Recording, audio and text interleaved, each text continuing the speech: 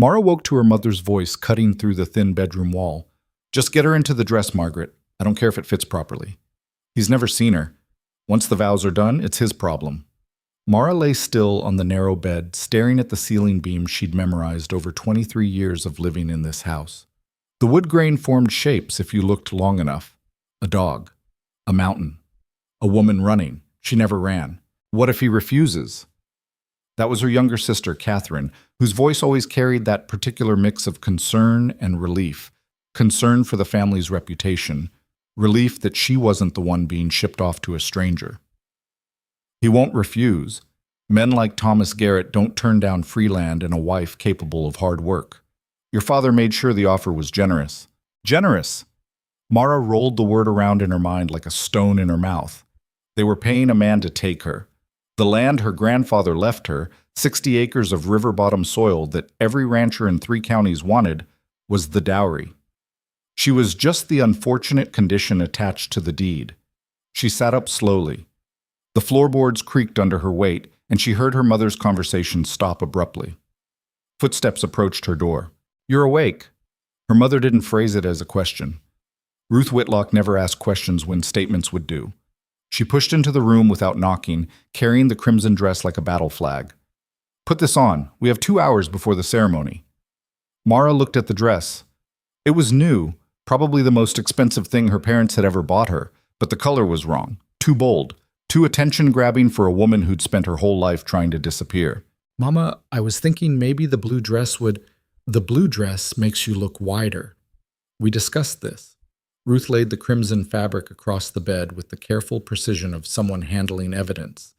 "This color draws the eye upward, away from proportions." There it was. That word her mother used instead of saying what she meant. "You're too big, too tall, too much, too—" Mara had stopped arguing about her body somewhere around age 14, when she shot up past every boy in school and her mother started looking at her like a problem that needed solving rather than a daughter who needed raising. "Where's Papa?" Mara asked. "At the church, making sure everything is arranged properly. Thomas Garrett arrived last night. Stayed at the hotel." Ruth smoothed the dress, not looking at her daughter. "He's a good man, Mara. Owns a ranch south of here. 42 years old, been widowed for 3 years. He needs a wife, and you need to be settled." Settled. As if she were dust that needed to stop swirling around and land somewhere permanent. "Have you met him?" "Your father has. Says he's respectable. That's all that matters." "And he knows what I look like?" Ruth's hand stilled on the fabric. "We sent him a description." "What kind of description?" "The honest kind." Her mother finally looked up, and for just a moment something almost like guilt flickered across her face. "You're strong, capable, good with numbers and animals. You can read and write better than most women. Those are the things that matter in a marriage. Those are the things that matter to a man who needs a work partner, not a wife," Mara thought, but didn't say. What was the point? The decision had been made. The land had been offered. Thomas Garrett had accepted, and in 2 hours she would walk down an aisle toward a man who'd never seen her face and had agreed to marry her anyway because the compensation was worth the risk. Ruth left the dress and walked toward the door. She paused at the threshold, her back to Mara. "You could be happy, you know, if you tried." Then she was gone. Mara sat alone with the crimson dress and the weight of that final statement. If you tried. As if happiness were just a matter of effort, and she'd been too lazy to reach for it all these years. She stood and walked to the small mirror propped on her dresser. The face looking back wasn't ugly exactly, just ordinary. Brown eyes, strong jaw, dark hair that never curled the right way no matter how much Catherine fussed with it. And beneath the face, a body that had always felt like an apology she was forced to carry around, tall, broad-shouldered, solid in ways that made men look past her and mothers whisper about unfortunate luck. She touched the mirror's cold surface. "You could be happy," she whispered to her reflection, "if you were someone else." The wagon ride to church was silent except for the creak of wheels and her father's occasional throat clearing. Mara sat between her parents, the crimson dress tight across her ribs, restricting her breathing in a way that felt symbolic. Catherine and her younger brother James rode in the back, whispering. Mara caught fragments. "Never even seen her. Papa says the land is worth..." probably relieved just to have her. She closed her eyes and tried to disappear inside herself, a skill she'd perfected over years of family dinners, where her presence felt like an inconvenience everyone was too polite to mention directly.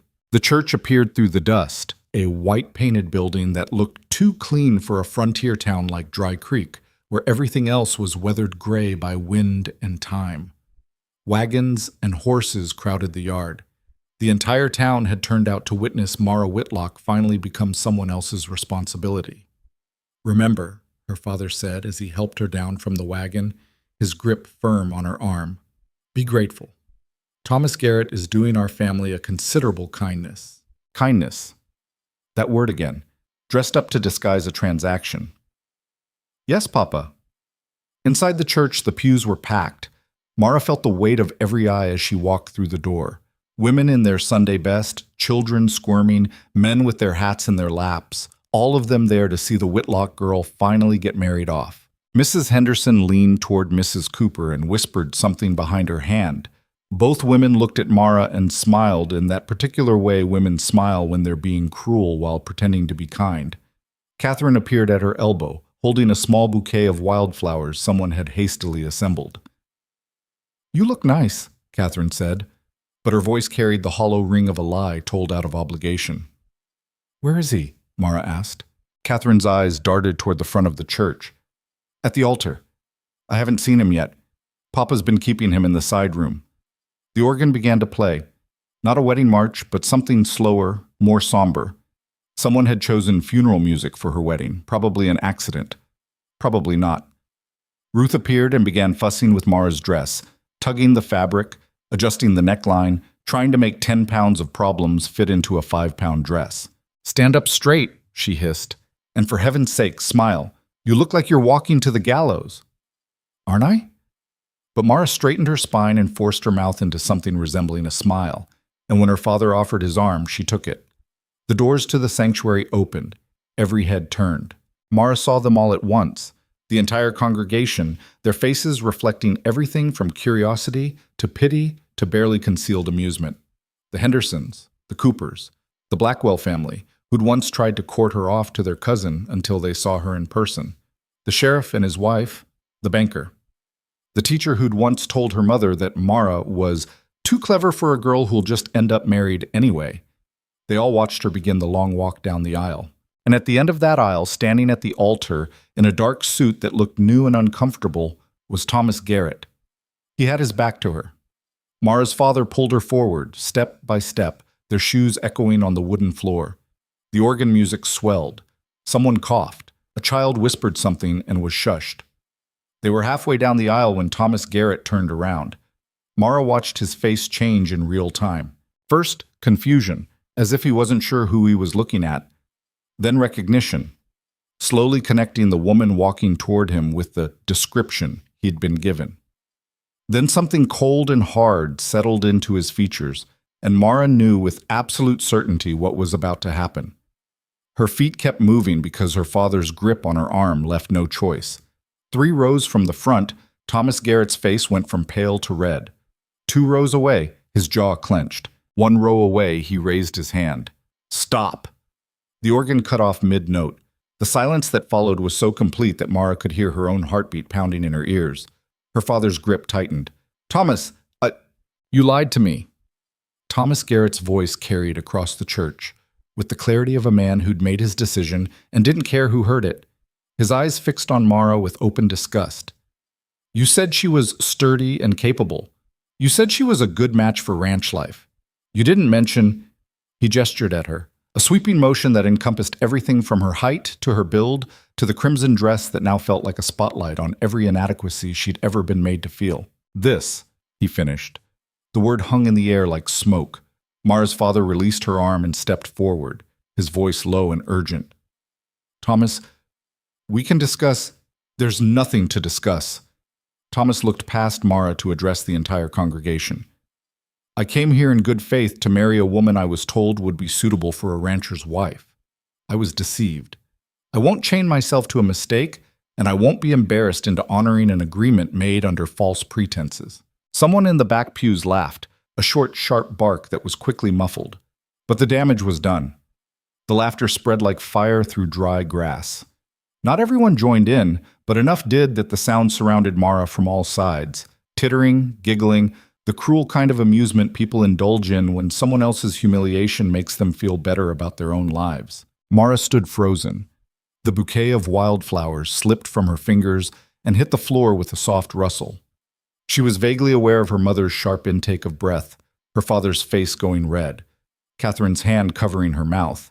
But mostly she was aware of the laughter and the eyes, and Thomas Garrett's back as he turned away from her and walked toward the side door as if she were something unpleasant he needed to escape quickly. She had survived 23 years of subtle rejection, quiet disappointment, and carefully worded insults disguised as concern. She had never been rejected like this. Not publicly, not cruelly, not in front of everyone who'd spent her whole life making her feel like she was too much and not enough all at once. Her legs wouldn't move. She stood in the aisle, drowning in laughter and silence, and the horrible realization that this moment would follow her for the rest of her life.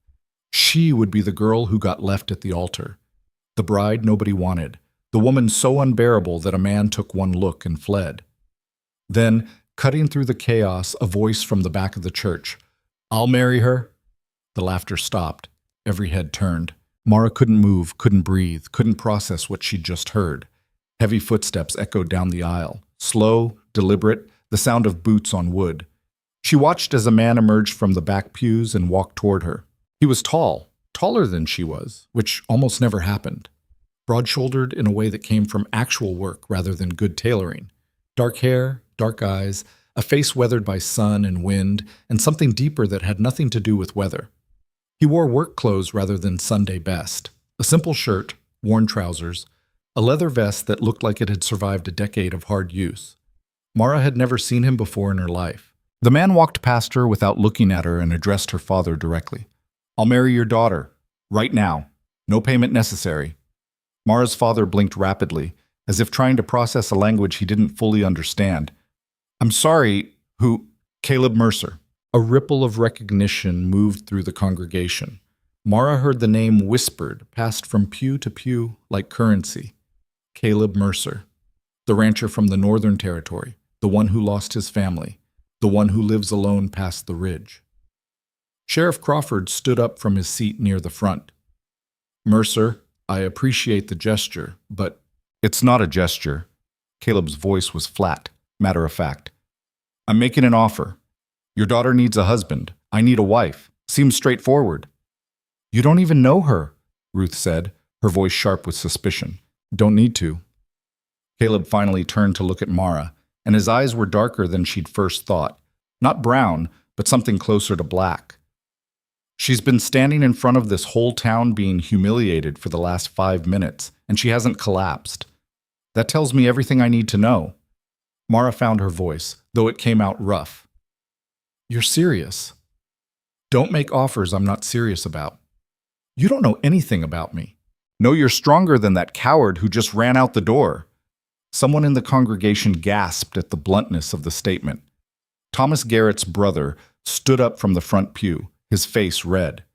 "Now, wait just a minute. Your brother humiliated this woman in front of everyone she's ever known," Caleb said, without raising his voice. "I don't wait for men like that."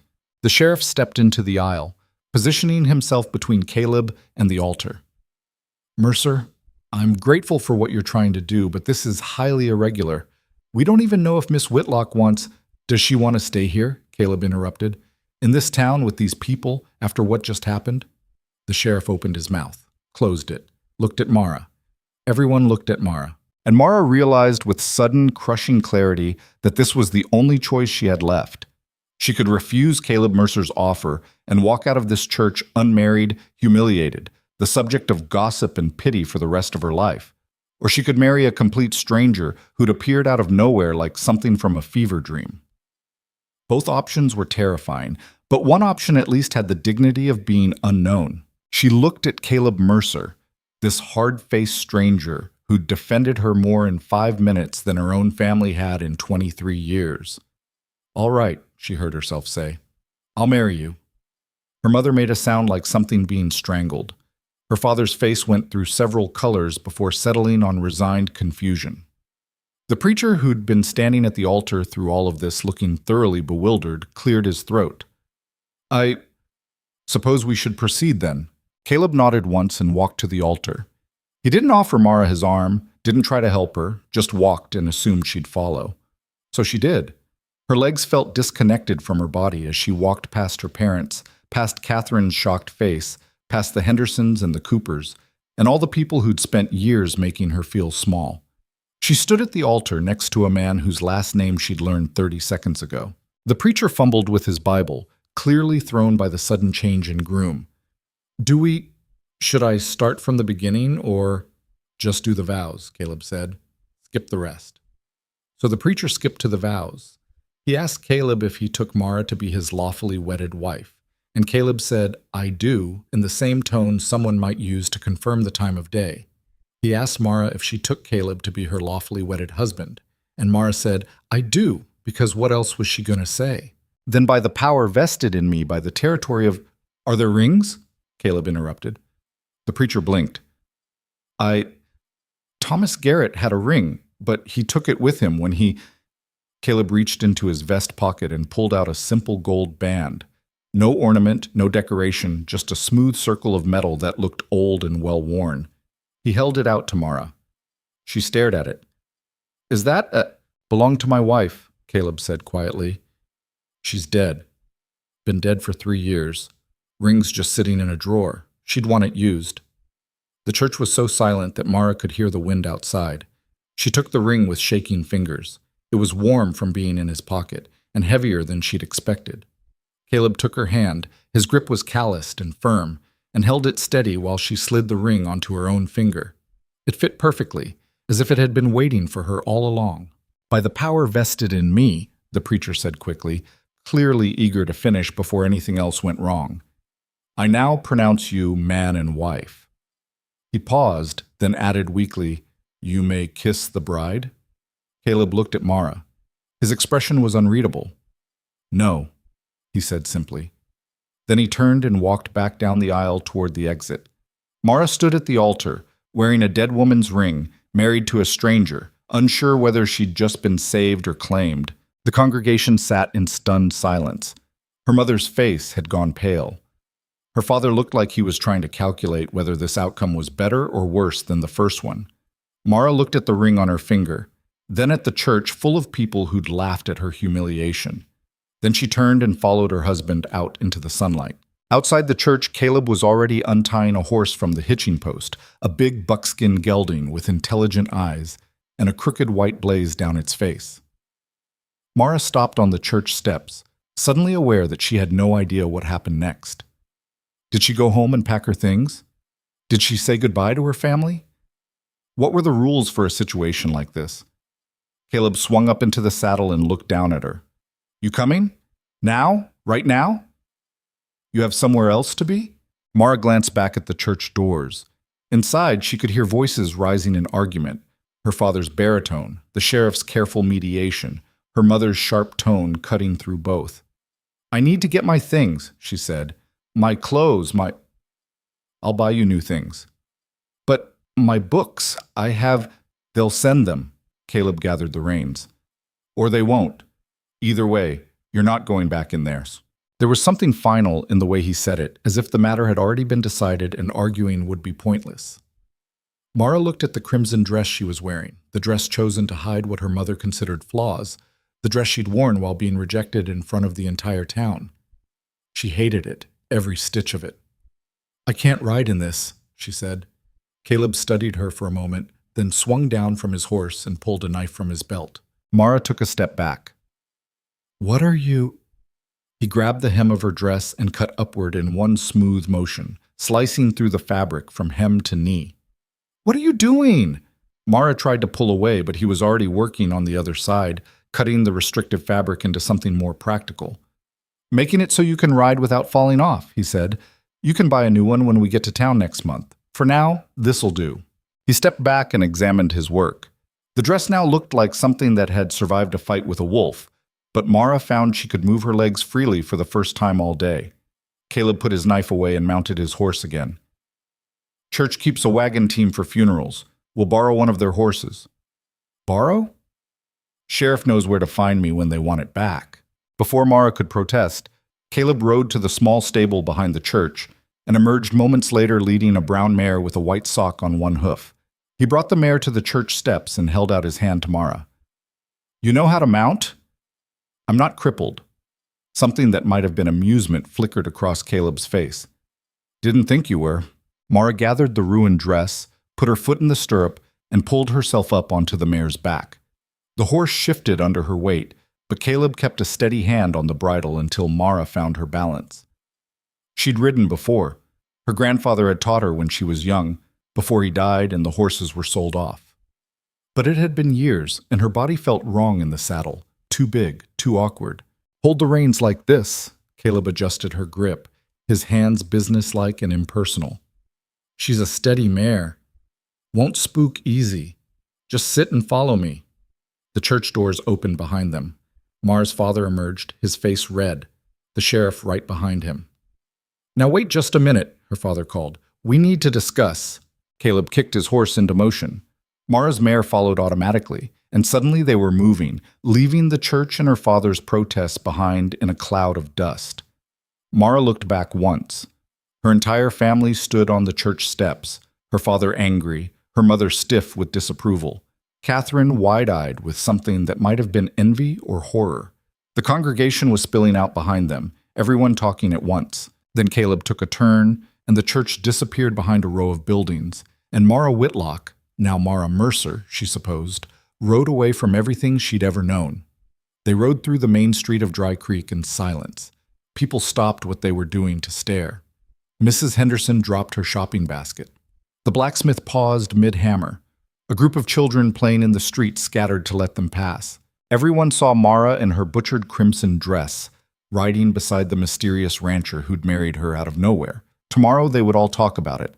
But by tomorrow, Mara would be gone. They rode north out of town, following a road that narrowed to a trail that eventually faded to nothing more than 2 ruts in the grass where wagon wheels had passed enough times to leave marks. The sun climbed higher. The dress that had felt suffocating in the church now let in too much air, and Mara found herself shivering despite the heat. She wrapped her arms around herself and focused on staying in the saddle. Caleb didn't speak. He rode slightly ahead, his back straight, his attention on the horizon as if he'd already forgotten she was there. After an hour, Mara's legs started aching. After 2 hours, her back joined in. She hadn't ridden in years, and her body was making sure she knew it. "How far is it?" she asked. "Another 4 hours." 4 hours. 4 more hours of this, and then what? A ranch somewhere beyond the ridge, owned by a man she didn't know, living a life she couldn't imagine. What kind of ranch? Cattle, mostly? Some horses? How big? Big enough? The conversation died. Caleb clearly wasn't interested in small talk, and Mara didn't have the energy to force it. They passed through open grassland that stretched toward distant mountains.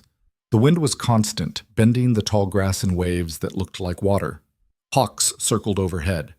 In the distance, Mara saw a herd of pronghorn antelope watching them pass before bolting away in long, bouncing strides. The land was bigger than anything around Dry Creek. Emptier. More honest, somehow. No buildings trying to impose order on it. No fences pretending to contain it. Just grass and wind and sky going on forever. Around midday, Caleb reined in near a creek running cold and clear over smooth stones. He dismounted and let his horse drink. "Get down," he said to Mara. "Rest for 15 minutes. Mara tried to dismount gracefully and failed spectacularly.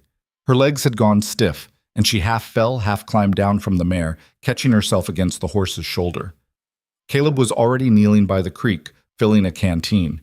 He didn't offer to help her, didn't comment on her graceless landing, just filled the canteen and held it out. "Drink." Mara took it and drank. The water was shockingly cold, clean-tasting, nothing like the well water back home that always had a faint metallic edge. "Thank you." Caleb nodded and took the canteen back when she was done. He drank, refilled it, then sat on a flat rock and pulled dried meat from his saddlebag. He tore off a piece and handed it to Mara without a word. She took it and sat on another rock a few feet away, chewing the tough meat and trying to make sense of the day. This morning she'd woken up as Mara Whitlock, unwanted daughter. Now she was Mara Mercer, wife of a stranger, riding toward an unknown future. Why did you do it? She asked. Caleb looked at her. Do what? Marry me. Defend me. You didn't have to. He was quiet for a long moment, chewing his meat, staring at the creek. I was in town for supplies, he said finally. Heard there was a wedding. Figured I'd watch, kill some time before the store opened. When I saw what was happening, he trailed off. What? I saw someone strong enough to stand there and take it. Most people would have run. You didn't. I couldn't move. Still didn't run. He stood and brushed crumbs from his pants. That's rare, strength like that. I'm not strong. I'm just... Mara searched for the right word. Stuck. Same thing sometimes. He walked to his horse and checked the saddle, preparing to leave. Mara forced herself to her feet, ignoring the screaming protests from her thighs and lower back. Rest time's over, Caleb said. Mount up. This time Mara managed to get into the saddle without falling. Progress. They rode on. The sun was starting its descent when the ranch finally came into view. It sat in a wide valley surrounded by ridge lines, protected from the worst of the wind, but open enough to see approaching storms or visitors from miles away. The house was small, rough-cut logs chinked with mud, a stone chimney, shuttered windows, a porch that looked like it had been built as an afterthought. Behind it stood a barn that had clearly received more care than the house, along with several corrals and outbuildings in various states of repair. Cattle dotted the surrounding hills, maybe 200 head, Mara guessed, though she'd never been good at counting distant animals. This is it, Caleb said unnecessarily. They rode into the yard. The mare Mara was riding whinnied, and a dog appeared from behind the barn, a large mixed-breed creature with mismatched eyes, one blue and one brown. The dog approached Caleb's horse, tail wagging cautiously. That's Patch, Caleb said. He's friendly unless you're a coyote. Caleb dismounted and started unsaddling his horse with efficient, practiced movements. Mara slid down from the mare, her legs trembling, and tried to copy what he was doing with his tack. You know how to unsaddle? Caleb asked. I'm learning. He walked over and showed her how to unbuckle the cinch, where to store the saddle, how to check the mare's hooves for stones. His instructions were brief and clear, the words of someone who didn't have time to repeat himself.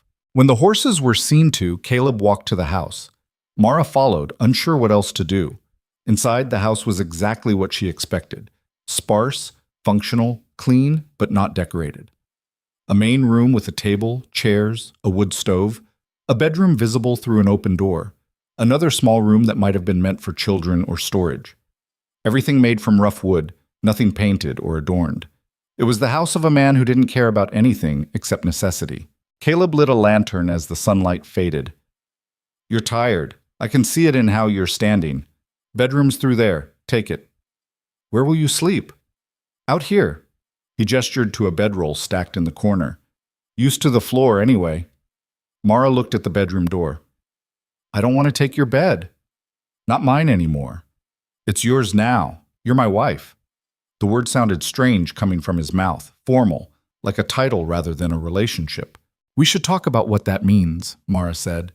Caleb pulled down 2 tin plates from a shelf. It means you live here. You're safe. Nobody will bother you. But Don't what? Mara felt her face heat. I don't know what you expect from me. Caleb stopped and looked at her directly, his dark eyes serious. I expect you to live your life. Help with the ranch if you want. Don't if you don't want. I'm not going to force you into anything if that's what you're worried about. This is a practical arrangement. I needed a wife for legal reasons. Inheritance laws are easier with a marriage on record. You needed a way out of a bad situation. That's the deal. That's all? That's all? Mara studied his face, looking for deception or hidden motives.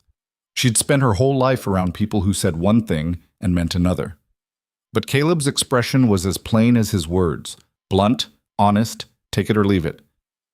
What people expect from marriage? She asked carefully. People can expect whatever they want. Doesn't mean we have to give it to them. He turned back to the stove and started building a fire. There's bread in the cupboard and salt pork in the cold cellar. I'll make something simple tonight. You look like you're about to fall over. He was right. Mara's entire body was screaming for rest. The emotional weight of the day plus the physical demands of the ride had drained her completely. "Thank you," she said quietly. Caleb just nodded and went back to his fire building. Mara walked to the bedroom and pushed the door open. Inside was a simple bed with a thick quilt, a dresser with 3 drawers, a washstand with a pitcher and basin. The window looked out over the valley, and in the dying light she could see the ridgeline standing dark against the sunset. She sat on the bed. The mattress was firm, but not uncomfortable. The quilt smelled like cedar and something else, something that might have been another woman's perfume, years ago. This was a dead woman's bed. Mara lay back slowly, staring at the ceiling. The wood beams were rough-hewn, not quite straight, held together with mortise joints and wooden pegs. Someone had built this house by hand, probably Caleb himself, probably for the wife he'd mentioned in the church. "Belonged to my wife. She's dead. Been dead for 3 years. The ring on Mara's finger felt suddenly heavy. She closed her eyes and tried to process the impossibility of the day. This morning she'd been the unwanted daughter preparing to marry a stranger. Now she was a different kind of unwanted, the stand-in bride, the replacement wife, the woman who'd been chosen not because anyone wanted her, but because she'd been convenient. Through the door she heard Caleb moving around the kitchen, the clank of pots, the sizzle of fat on a hot pan, the scrape of a chair being pulled out. Ordinary sounds of a life that was now somehow hers. Mara lay in a dead woman's bed, wearing a dead woman's ring, married to a man who'd told her the truth in the most uncomfortably direct way possible. This is a practical arrangement. She should have felt relieved. Instead, she felt something harder to name, something like grief for a loss she couldn't quite identify. Outside the window, the sun finished setting, and darkness claimed the valley. Mara Mercer closed her eyes and wondered who she was supposed to be now. Mara woke to the sound of an axe splitting wood. For a disorienting moment, she didn't know where she was. The ceiling was wrong, rough beams instead of plaster. The light was wrong, too bright, coming from the wrong direction. Then memory crashed back, the church, the rejection, Caleb Mercer's unexpected offer, the long ride to this valley. She sat up slowly. Her body protested every movement. Muscles she'd forgotten existed now screamed their existence. Her thighs felt like someone had beaten them with sticks. Her lower back was a knot of pain. The axe sounds continued outside, steady and rhythmic. Mara looked down at herself. She was still wearing the butchered crimson dress, now wrinkled and dusty from the ride. She'd fallen asleep in it, too exhausted to do anything else. A knock on the door made her jump. "You awake?" Caleb's voice, muffled by the wood. "Yes."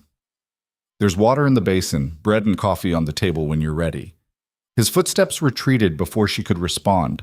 Mara stood carefully, testing her legs. They held, barely. She walked to the washstand where someone, Caleb presumably, had filled the basin with clean water. She splashed her face, trying to wash away the fog of sleep and the strangeness of waking up in this place. In the small mirror above the washstand, she barely recognized herself. Her hair had come loose from its pins during the ride, falling in tangled waves around her face. The crimson dress gaped open where Caleb had cut it. Dark circles shadowed her eyes. She looked like someone who'd survived something. Maybe she had. Mara did what she could to make herself presentable, then walked into the main room. True to his word, Caleb had left bread and coffee on the table. The bread was hard, probably a few days old, but edible.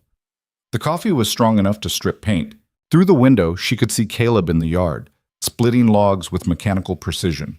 He'd removed his shirt in the morning heat, and Mara found herself studying the way his muscles moved under sun-darkened skin, not with attraction exactly, but with a kind of detached curiosity about the man she'd married. He was strong. That much was obvious. But there was something controlled about the way he worked, as if he'd learned to channel everything, anger, grief, whatever drove him, into physical labor. The axe came down, wood split. He set up another log. Repeat.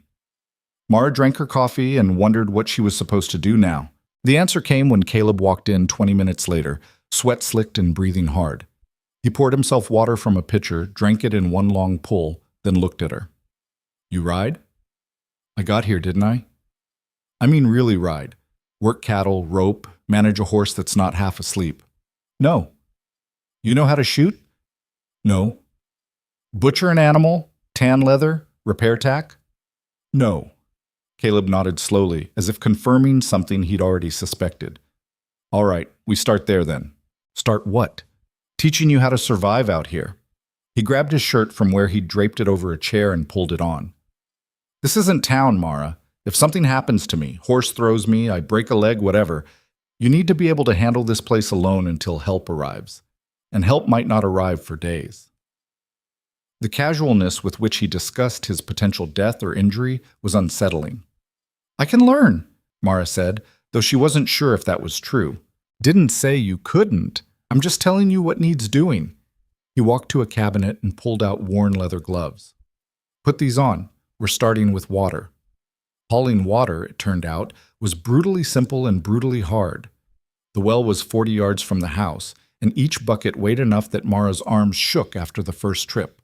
Caleb showed her how to carry 2 buckets at once, balancing the weight, but even with his instructions, Mara could barely manage one at a time. The animals need fresh water twice a day, Caleb explained, not unkindly. More when it's hot. You'll build strength. Everyone does. He made it look easy, carrying 2 sloshing buckets as if they weighed nothing, dumping them into the trough near the barn where cattle came to drink. Mara tried again. Her arms trembled. Water splashed over the sides, soaking her already ruined dress. By the 3rd trip, she wanted to quit. By the 5th, she wanted to cry. By the 7th, she was too angry to do either. That's enough for now, Caleb said, taking the buckets from her. You'll hurt yourself if you push too hard the first day. Mara wanted to argue, to prove she wasn't weak, but her hands were already blistering despite the gloves, and her shoulders felt like they'd been pulled from their sockets. What's next? She asked. Caleb studied her for a moment. You always this stubborn? You always this blunt? Something that might have been a smile flickered across his face. Gone so fast Mara wasn't sure she'd seen it. Fair enough. Next is the chickens. The chicken coop was behind the barn, home to a dozen scraggly hens who eyed Mara with deep suspicion when she approached. One particularly aggressive bird, a speckled hen Caleb called General, charged at Mara's ankles the moment she stepped inside. She's testing you, Caleb said from outside the coop. Don't let her. How do I not let her? Assert dominance. You're bigger than she is. Mara stared at the chicken, which stared back with beady, judgmental eyes. Then the bird charged again, and Mara did something she never thought she'd do. She charged back, arms spread wide, making herself as large as possible. The chicken retreated, squawking indignantly. Good, Caleb said. Now, collect the eggs. Collecting eggs turned out to be like negotiating with tiny feathered dictators. Each hen had her own personality, her own preferred nest, her own level of aggression about being disturbed. Mara got pecked twice, nearly dropped a basket full of eggs once, and learned more creative cursing from Caleb in 10 minutes than she'd heard in her entire life. But she collected the eggs. When she emerged from the coop, sweating and spotted with feathers, Caleb was leaning against the fence watching her. Not bad for your first time. I got pecked. Everyone gets pecked. You kept going. That's what matters. He took the basket and headed toward the house. Mara followed, trying not to limp from the pain in her legs. Inside, Caleb set the eggs on the counter and started preparing a proper meal. Bacon from the cold cellar, eggs from the basket, leftover biscuits he heated on the stove. He worked efficiently, his movements precise and economical. You cook? Mara asked. Had to learn after Sarah died. The name hung in the air between them. Sarah, the dead wife, the woman whose bed Mara had slept in, whose ring Mara wore. How long were you married? The question came out before Mara could stop it. Caleb flipped bacon in the pan. 5 years. What happened? Winter fever took her and the baby, both gone within 3 days. His voice was flat, factual, like he was reciting a weather report. That was 3 years ago. Haven't talked about it since. Don't plan to start now. Message received. Mara fell silent. They ate breakfast in quiet. The only sounds, the scrape of forks on plates, and the occasional creak of the house settling around them. It should have been uncomfortable, but somehow it wasn't. Caleb didn't seem to need conversation the way most people did. Didn't feel compelled to fill silence with meaningless words. After breakfast, he stood and collected the plates. You wash. I'll teach you about the horses. The horses proved more complicated than the chickens. Caleb kept 5. His buckskin gelding, named Buck, 2 working mares, a younger gelding he was training, and an old bay mare who'd retired from ranch work but was good for riding lessons. "This is Molly," Caleb said, leading the bay mare out of the barn. "She's patient, perfect for someone learning." "I know how to ride," Mara protested. "You know how to sit on a horse and hope it goes where you want. That's not riding, that's being cargo." He showed her how to properly saddle Molly, pointing out every buckle and strap, explaining why each piece mattered. Then he demonstrated mounting from both sides, sitting balanced, holding the reins with the right amount of tension. Too loose. The horse thinks you're not paying attention. Too tight. You're telling her you're scared. Either way, you lose control. Mara tried to copy his movements. Failed. Tried again. Failed better. "You're thinking too much," Caleb said. "Your body knows what to do. You just have to stop telling it not to." "That doesn't make sense." "Doesn't have to make sense. Just has to work." He made her practice mounting and dismounting 20 times, then holding the reins properly, then sitting balanced while Molly stood still. By the time he let her actually move the horse, Mara's legs were shaking again, and sweat was running down her spine despite the cool morning air. But when Molly finally walked forward at her command, responding to the subtle pressure of Mara's legs and the gentle pull of the reins, something shifted inside her chest. The horse was listening to her. An animal weighing 10 times what she did was doing what she asked because she'd asked correctly. "Better," Caleb said, walking alongside. "Do it again." They spent 2 hours in the corral, Molly walking in circles while Caleb called out corrections and adjustments. "Stop slouching. Heels down. Eyes up. Gentle hands. Pay attention to what the horse is telling you." By the time he called a halt, Mara felt like she'd been beaten with a sack of rocks, but she'd also managed to trot, not just bounce around helplessly while the horse ran, for a full minute without losing her seat. "That's enough for today," Caleb said, taking Molly's reins. "Go rest.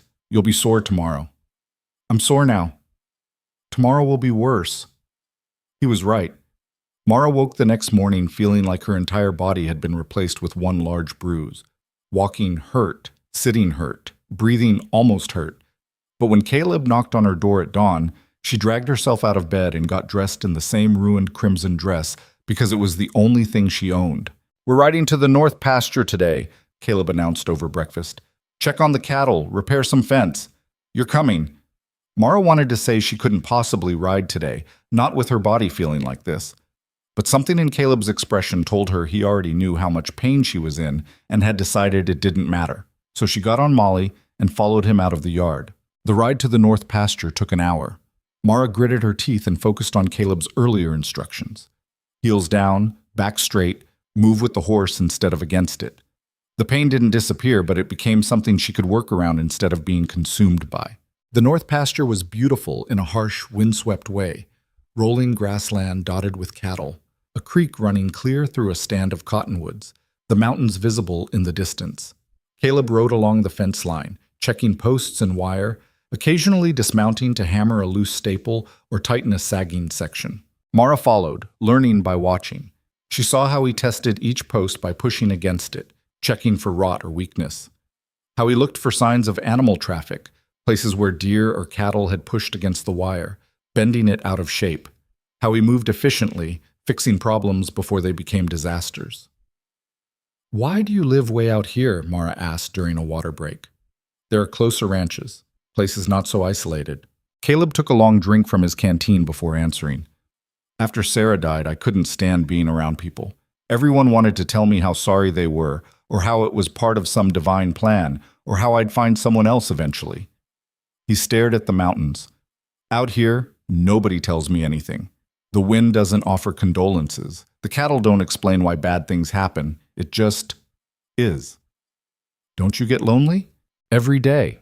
He said it matter-of-factly, as if loneliness were just another weather condition to endure. But lonely's better than suffocating under other people's pity. Mara understood that more than she wanted to admit. She'd spent her whole life drowning in other people's disappointment and fake concern, their well-meaning cruelty disguised as advice. They worked until midday, then rode back to the ranch. Caleb made a simple lunch, bread, cheese, dried apples, while Mara unsaddled Molly, trying to copy the efficient movements he'd demonstrated. After lunch, he taught her how to mend a bridle that had cracked leather, then how to recognize when a horse was favoring one leg. then how to properly store grain so mice couldn't get into it. Each lesson was brief, practical, delivered without patience or impatience, just information she needed to know, presented clearly, and then moving on. By evening, Mara's head was swimming with new knowledge, and her body was screaming for rest. She collapsed on the porch steps while Caleb went to close up the barn for the night. Patch the dog appeared from somewhere and sat beside her, resting his mismatched-eyed head on her knee. Mara scratched his ears absently, watching the sun set over the valley. This place was harsh, demanding, nothing like the relative comfort of her parents' house in town. But it was also honest in a way that town never was. The work was real, the challenges were clear. When something needed doing, you did it. There was no pretending, no performing, no exhausting dance of trying to be someone acceptable. Out here, survival was the only thing that mattered, and for the first time in her life, Mara was learning what that meant. Caleb emerged from the barn and paused when he saw her sitting with Patch. For a moment, he looked like he wanted to say something, then he just nodded and went inside. Mara sat on the porch until the stars came out, counting the things she'd learned today, feeling the ache in her muscles like proof that she existed in a way she never had before. The days began to blur together into a rhythm of work and sleep and work again. Caleb woke her before dawn. They ate breakfast, usually something simple, whatever they had on hand. Then came the work. Hauling water, feeding animals, riding out to check cattle or repair fences, learning 100 small skills that kept a ranch functioning. Caleb never praised her, but he also never mocked her failures. When she dropped a bucket of water, he just handed her another bucket.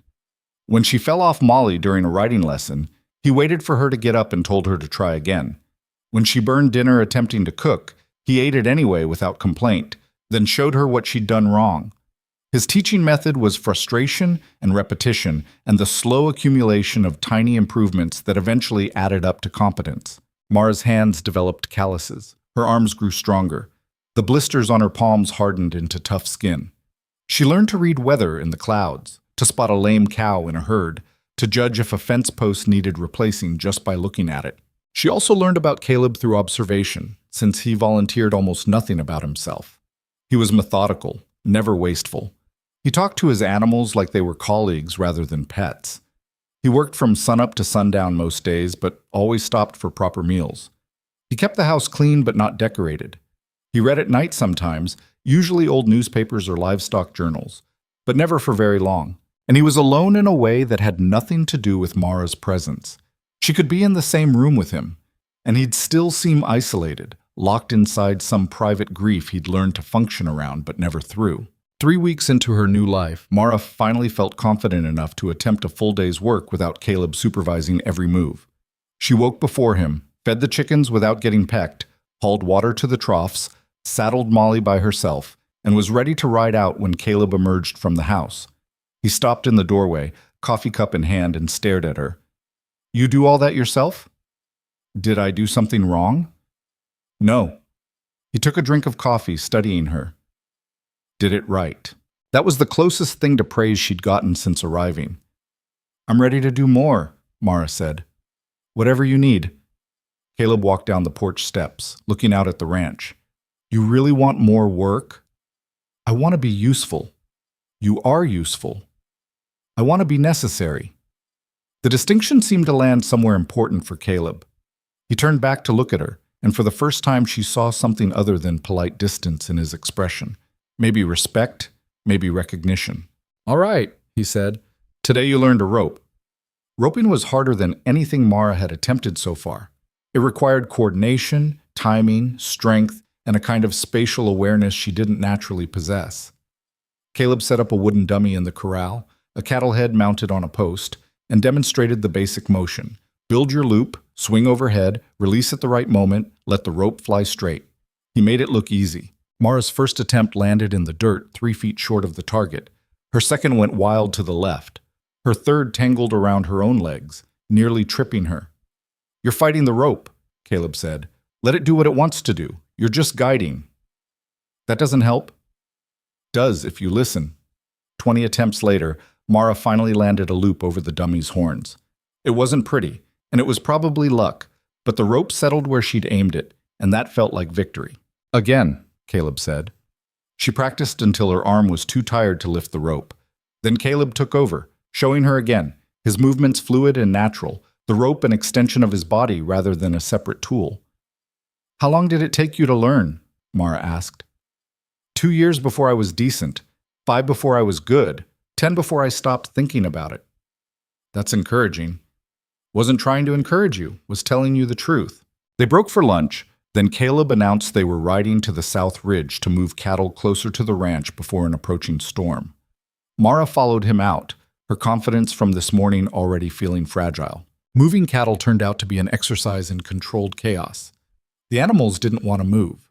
They scattered when approached, or stood stubbornly in place, or decided to run in exactly the wrong direction. Mara and Molly were supposed to help flank them, keeping the herd together while Caleb directed from the front. Instead, Mara mostly flailed around while cattle ignored her, and Molly did her best to compensate for her rider's incompetence. "Stop chasing them," Caleb called over the sound of lowing cattle. "Anticipate where they're going and be there first." Easier said than done, but Mara tried and failed and tried again and slowly started to understand the logic of it. Not pushing cattle where you wanted them to go, but blocking the paths you didn't want them to take. By the time they got the herd moved, Mara was exhausted, frustrated, and covered in dust. But the cattle were where they needed to be, and the storm clouds were still hours away. "You did all right," Caleb said as they rode back. "Better than I expected for your first gather." "I was terrible." "You were learning. There's a difference." That night, the storm hit hard. Wind and rain lashing the valley, thunder rolling across the sky like artillery. Mara lay in bed listening to it, wondering if the cattle were all right, if the barn would hold, if this was normal or dangerous. Around midnight, she heard Caleb moving around in the main room. She got up and found him pulling on a rain slicker. "Where are you going?" "Check the barn. Make sure nothing's flooding or loose." "I'll come with you." "Stay inside. No point both of us getting soaked." But Mara was already pulling on her boots, and the spare rain slicker hanging by the door. Caleb looked like he wanted to argue, then just shook his head and led the way out into the storm. The rain was brutal, driving sideways in sheets that made it hard to see more than a few feet ahead. They made their way to the barn, Caleb checking the doors, examining the roof for leaks, making sure the horses were calm. Everything was fine. They'd made the trip for nothing. "Could have stayed inside," Caleb said as they stood in the barn doorway, waiting for a break in the rain. "So could you." "It's my ranch." "It's my ranch too now, isn't it?" Caleb turned to look at her, water dripping from his hat brim. In the dim light from the lantern he'd brought, his face was hard to read. "Yeah," he said finally. "I guess it is."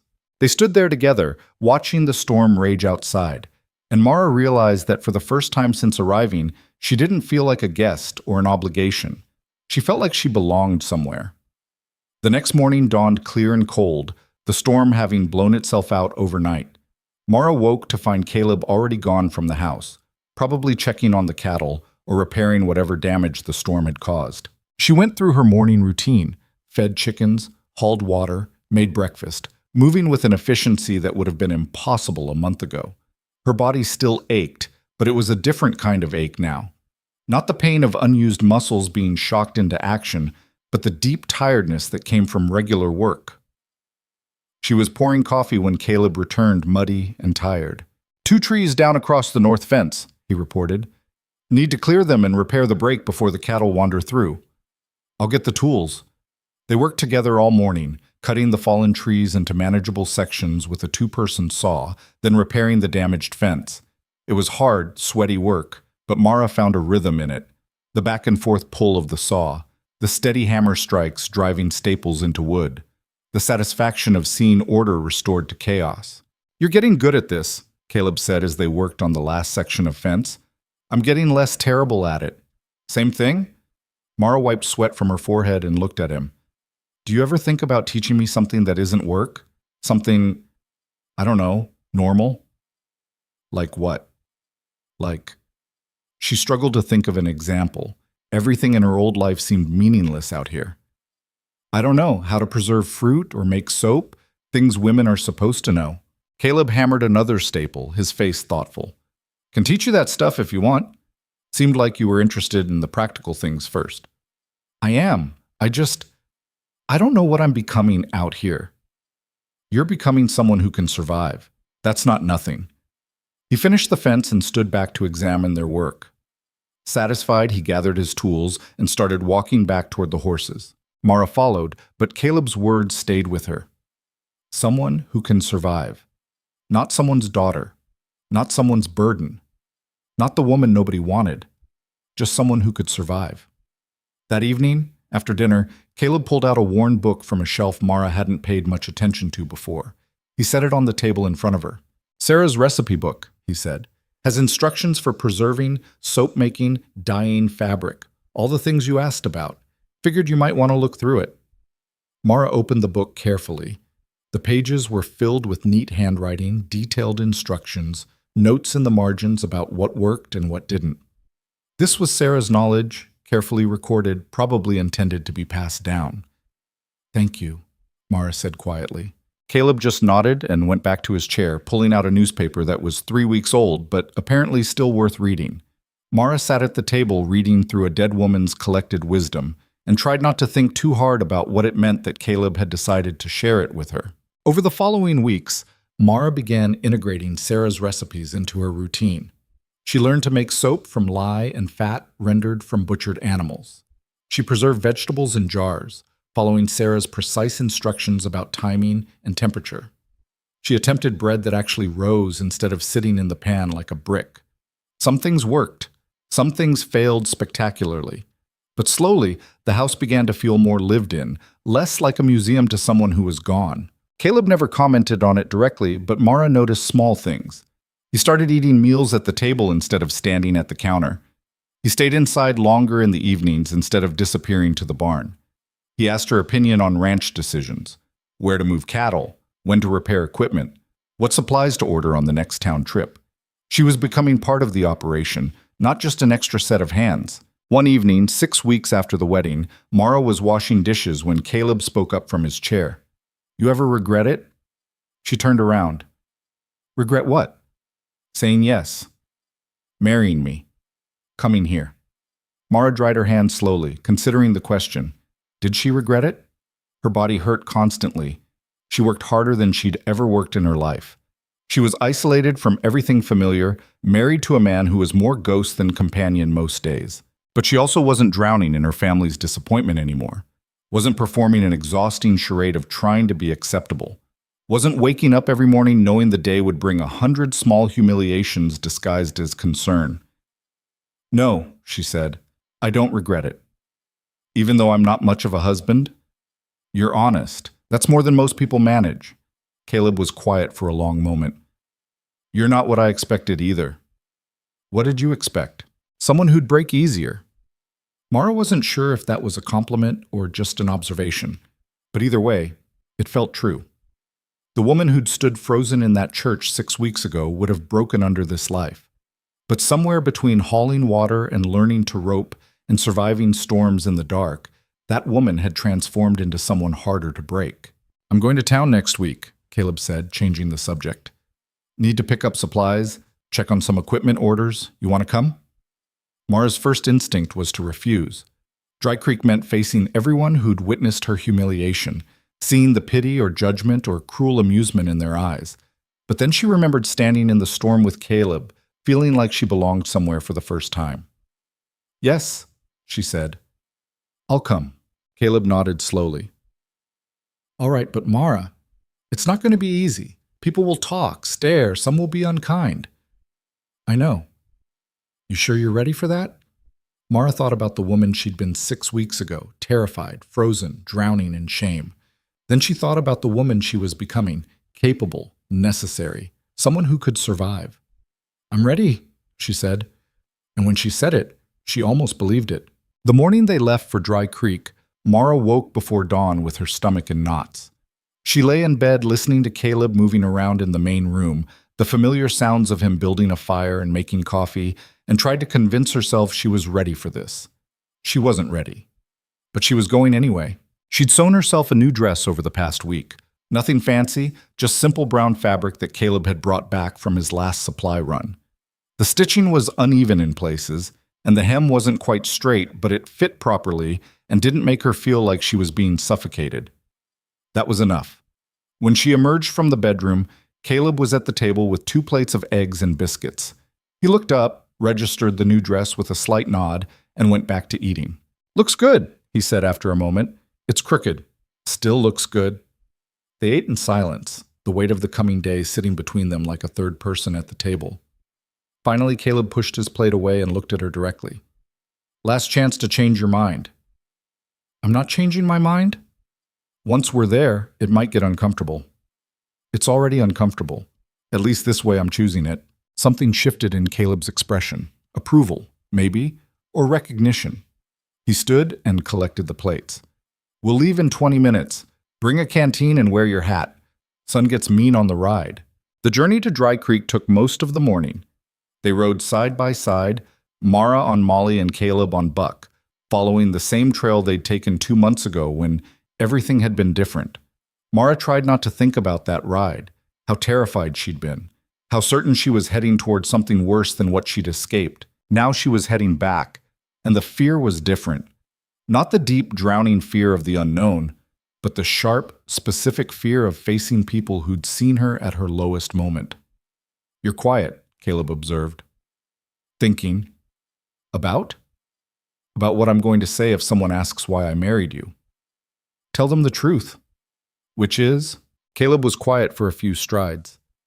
"That I needed a wife for legal purposes, and you needed a way out of a bad situation. Nothing romantic about it, just practical." "That's not going to satisfy anyone." "Not trying to satisfy anyone, trying to tell the truth." They crested a rise, and Dry Creek appeared in the valley below, a cluster of buildings that looked smaller than Mara remembered, less significant. From this distance, she could see the church steeple, the main street, the scattered houses where she'd grown up feeling like she was taking up too much space. Her hands tightened on the reins. "You all right?" Caleb asked. "No." "Want to turn back?" "No." "Good. Because we're almost out of coffee, and I'm not drinking chicory substitute for another month." The absurdity of that statement, facing down her past for the sake of coffee, made Mara laugh despite herself. Caleb's mouth twitched in something that might have been a smile. They rode into town just before noon. The main street was busy, wagons parked outside the general store, horses tied to hitching posts, people moving between buildings on whatever business occupied their Tuesday afternoons. Mara recognized most of them. Mrs. Henderson examining fabric in the mercantile window, the banker's son sweeping the boardwalk, old Mr. Cooper sitting outside the saloon even though it wasn't open yet. The first person to notice them was Tommy Patterson, who'd gone to school with Mara back when school was still a thing she attended. He was loading supplies into a wagon and glanced up as they approached. His eyes went wide. He dropped the sack he was holding. "Mara?" he called out, loud enough that several heads turned. "Mara Whitlock?" "Mercer," Caleb corrected, his voice carrying across the street. "Mara Mercer." That got everyone's attention. Mara felt the weight of every eye turned toward her as she and Caleb rode past Tommy's wagon. She kept her back straight, her eyes forward, trying to channel the woman who'd learned to face down charging chickens and stubborn cattle. They stopped in front of the general store. Caleb dismounted and tied Buck to the post, then came around to help Mara down from Molly. She didn't need help, hadn't needed help dismounting in weeks, but she understood the gesture. He was showing the town that he wasn't ashamed to be seen with her. "You want to come in or wait out here?" he asked quietly. "I'm coming in." The interior of Harmon's general store was exactly as Mara remembered. Crowded shelves, the smell of coffee and tobacco, Mr. Harmon behind the counter looking perpetually worried about something. He looked up when they entered, and his expression went through several rapid changes before settling on professional courtesy. "Mr. Mercer, Mrs. Mercer," he emphasized her married name carefully. "What can I do for you folks?" Caleb pulled a list from his pocket. "Need these supplies. Most of it's standard. Coffee, flour, salt, sugar. Got some specific items for tack repair, too." Mr. Harmon took the list and started gathering items from the shelves. Mara wandered deeper into the store, examining fabrics and notions she hadn't looked at in months. Everything seemed smaller than she remembered, cheaper, less significant. The bell over the door chimed. Mara glanced up and saw Mrs. Henderson entering with her daughter Emily. They saw Mara at the same moment she saw them. Mrs. Henderson's expression went cold. Emily just stared. "Mara." Mrs. Henderson said, making the name sound like an accusation. I heard you were, well, I heard you'd gotten married to Mr. Mercer. That's right. Rather sudden, wasn't it? Most marriages are sudden from the outside. Mrs. Henderson's mouth tightened. She moved to the counter, positioning herself so she could keep an eye on Mara while talking to Mr. Harmon. Emily needs new ribbon, the blue, if you have it. Caleb appeared at Mara's elbow, carrying a bolt of sturdy fabric. This'll work for new work clothes, better than what you've been wearing. He said it loud enough that Mrs. Henderson clearly heard. The implication was obvious. Mara was working, doing real labor, not sitting around gossiping and judging others. Mrs. Henderson's face went red. The bell chimed again. This time it was Sheriff Crawford, his expression neutral but his eyes sharp. He took in the scene. Mara and Caleb at the fabric section, Mrs. Henderson bristling at the counter. Mr. Mercer, he said with a nod. Mrs. Mercer, good to see you both in town. Sheriff, Caleb acknowledged. Everything going well at the ranch? Well enough. Good. Good. Crawford moved to the counter, pulled out his pipe, and started filling it with tobacco from a jar Mr. Harmon kept for him. Been meaning to ride out your way, actually. Check on how things are settling. No need, everything's settled. Still, neighborly thing to do. Crawford lit his pipe and puffed thoughtfully. You know people talk, Mercer, about that wedding, about the circumstances. People always talk. True enough. Just want to make sure Mrs. Mercer is comfortable with her situation. The implication hung in the air. Was Caleb mistreating her? Was she being held against her will? Mara felt anger spike through her chest. I'm perfectly comfortable, Sheriff, she said clearly. My husband has treated me with more respect in 2 months than most people in this town showed me in 23 years. The store went silent. Mr. Harmon stopped counting out flour. Mrs. Henderson's mouth fell open. Even Caleb looked slightly surprised. Sheriff Crawford removed his pipe and studied Mara carefully. That's good to hear, Mrs. Mercer. Real good to hear. He nodded to both of them and left, the bell chiming his exit. Mrs. Henderson gathered Emily and her ribbon with exaggerated dignity and swept out after him, but not before Mara caught the woman's parting glare. Mr. Harmon cleared his throat. That'll be $18 even, Mr. Mercer. Caleb paid in cash and helped load their supplies into the saddlebags. They were tying the last bag when a familiar voice called out from across the street. Well, look at this, the happy couple. Mara's stomach dropped. She turned to see Thomas Garrett standing outside the saloon, arms crossed, a sneer on his face. 2 of his friends flanked him, his brother Daniel and a ranch hand named Webb, who had a reputation for starting fights. Caleb's whole body went still. Not tense exactly, but coiled, like a spring being compressed. Garrett, he said flatly. Mercer. Thomas stepped into the street, his friends following. A few townspeople stopped what they were doing to watch, sensing trouble. Heard you and your wife were in town. Wanted to pay my respects. You've paid them. Now move on. Not yet. Thomas walked closer, his eyes fixed on Mara with open contempt. See, I've been wondering something. Why would a man like you, who's got land, stock, a decent reputation, why would you chain yourself to her? He jabbed a finger at Mara. Unless there was money in it, which made me think about that land deal the sheriff was offering. I refused the land, Caleb said. So you say, but nobody actually verified that, did they? Seems to me you might have taken the deal and just kept quiet about it. Got yourself 60 acres of prime bottomland and a wife to boot. I don't lie.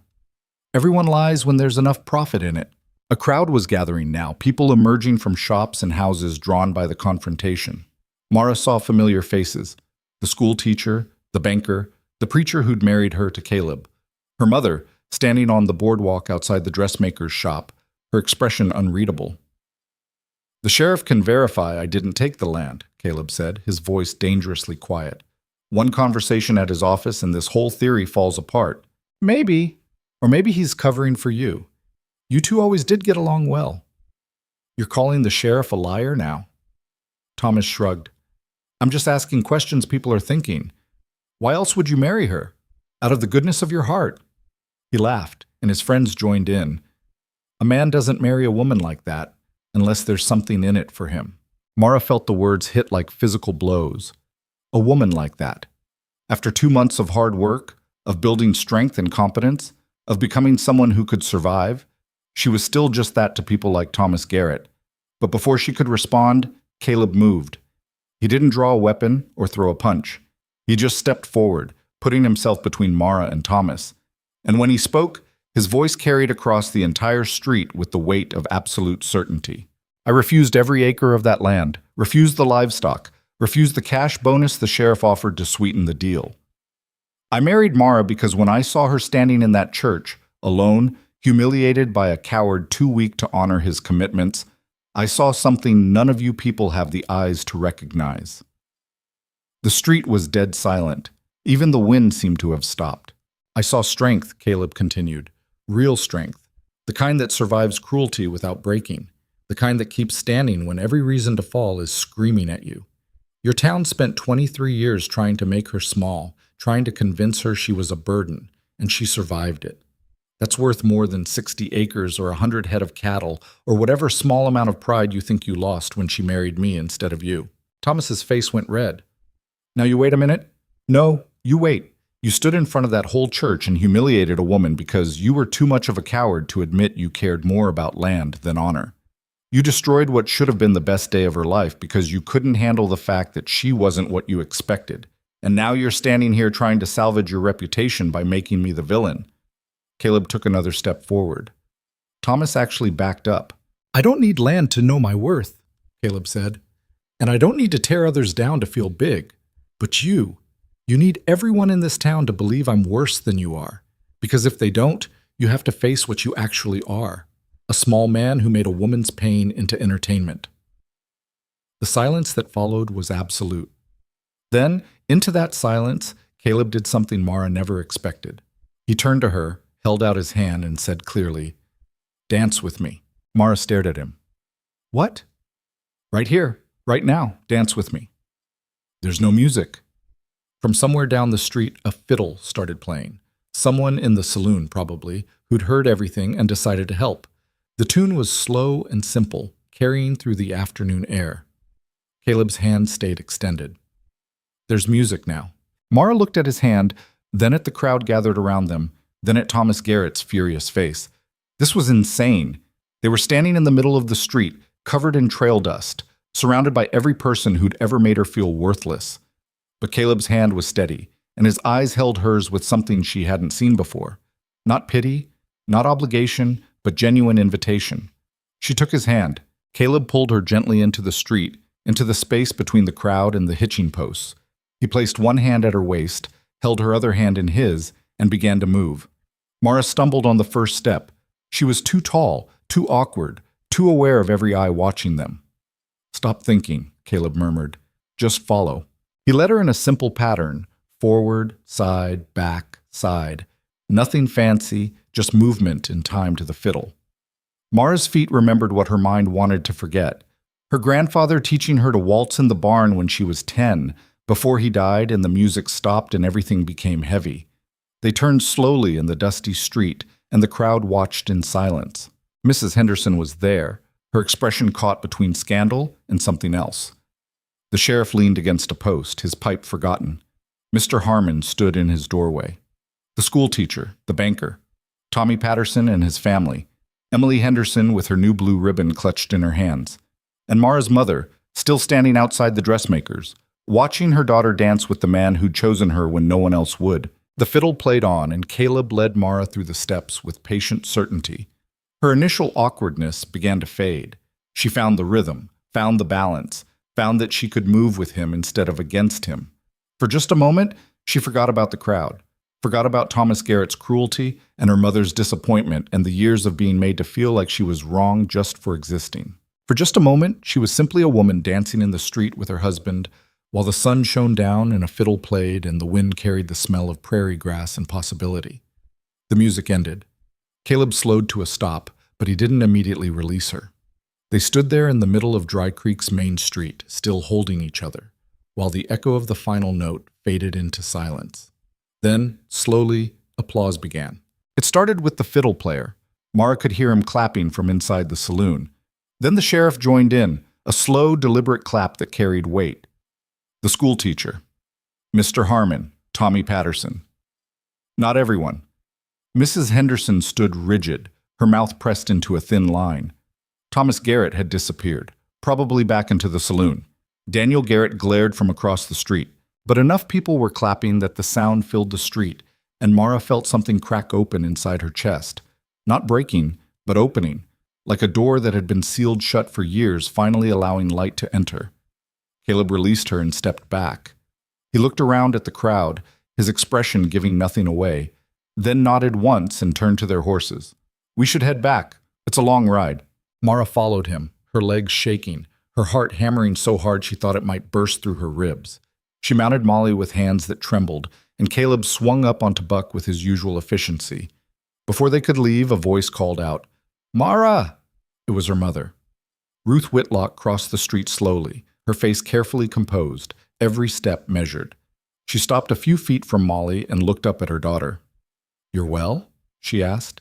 It was such an inadequate question for such a large gap between them that Mara almost laughed. "I'm well. You look different." "I am different." Ruth's eyes traveled over Mara's new dress, her calloused hands, her sun-darkened skin. "You look capable." "I am capable." Her mother flinched slightly, as if the words had stung. "Your father and I, we believed we were doing what was best. When we arranged the marriage with Thomas Garrett, you were doing what was easiest for you. That's not fair."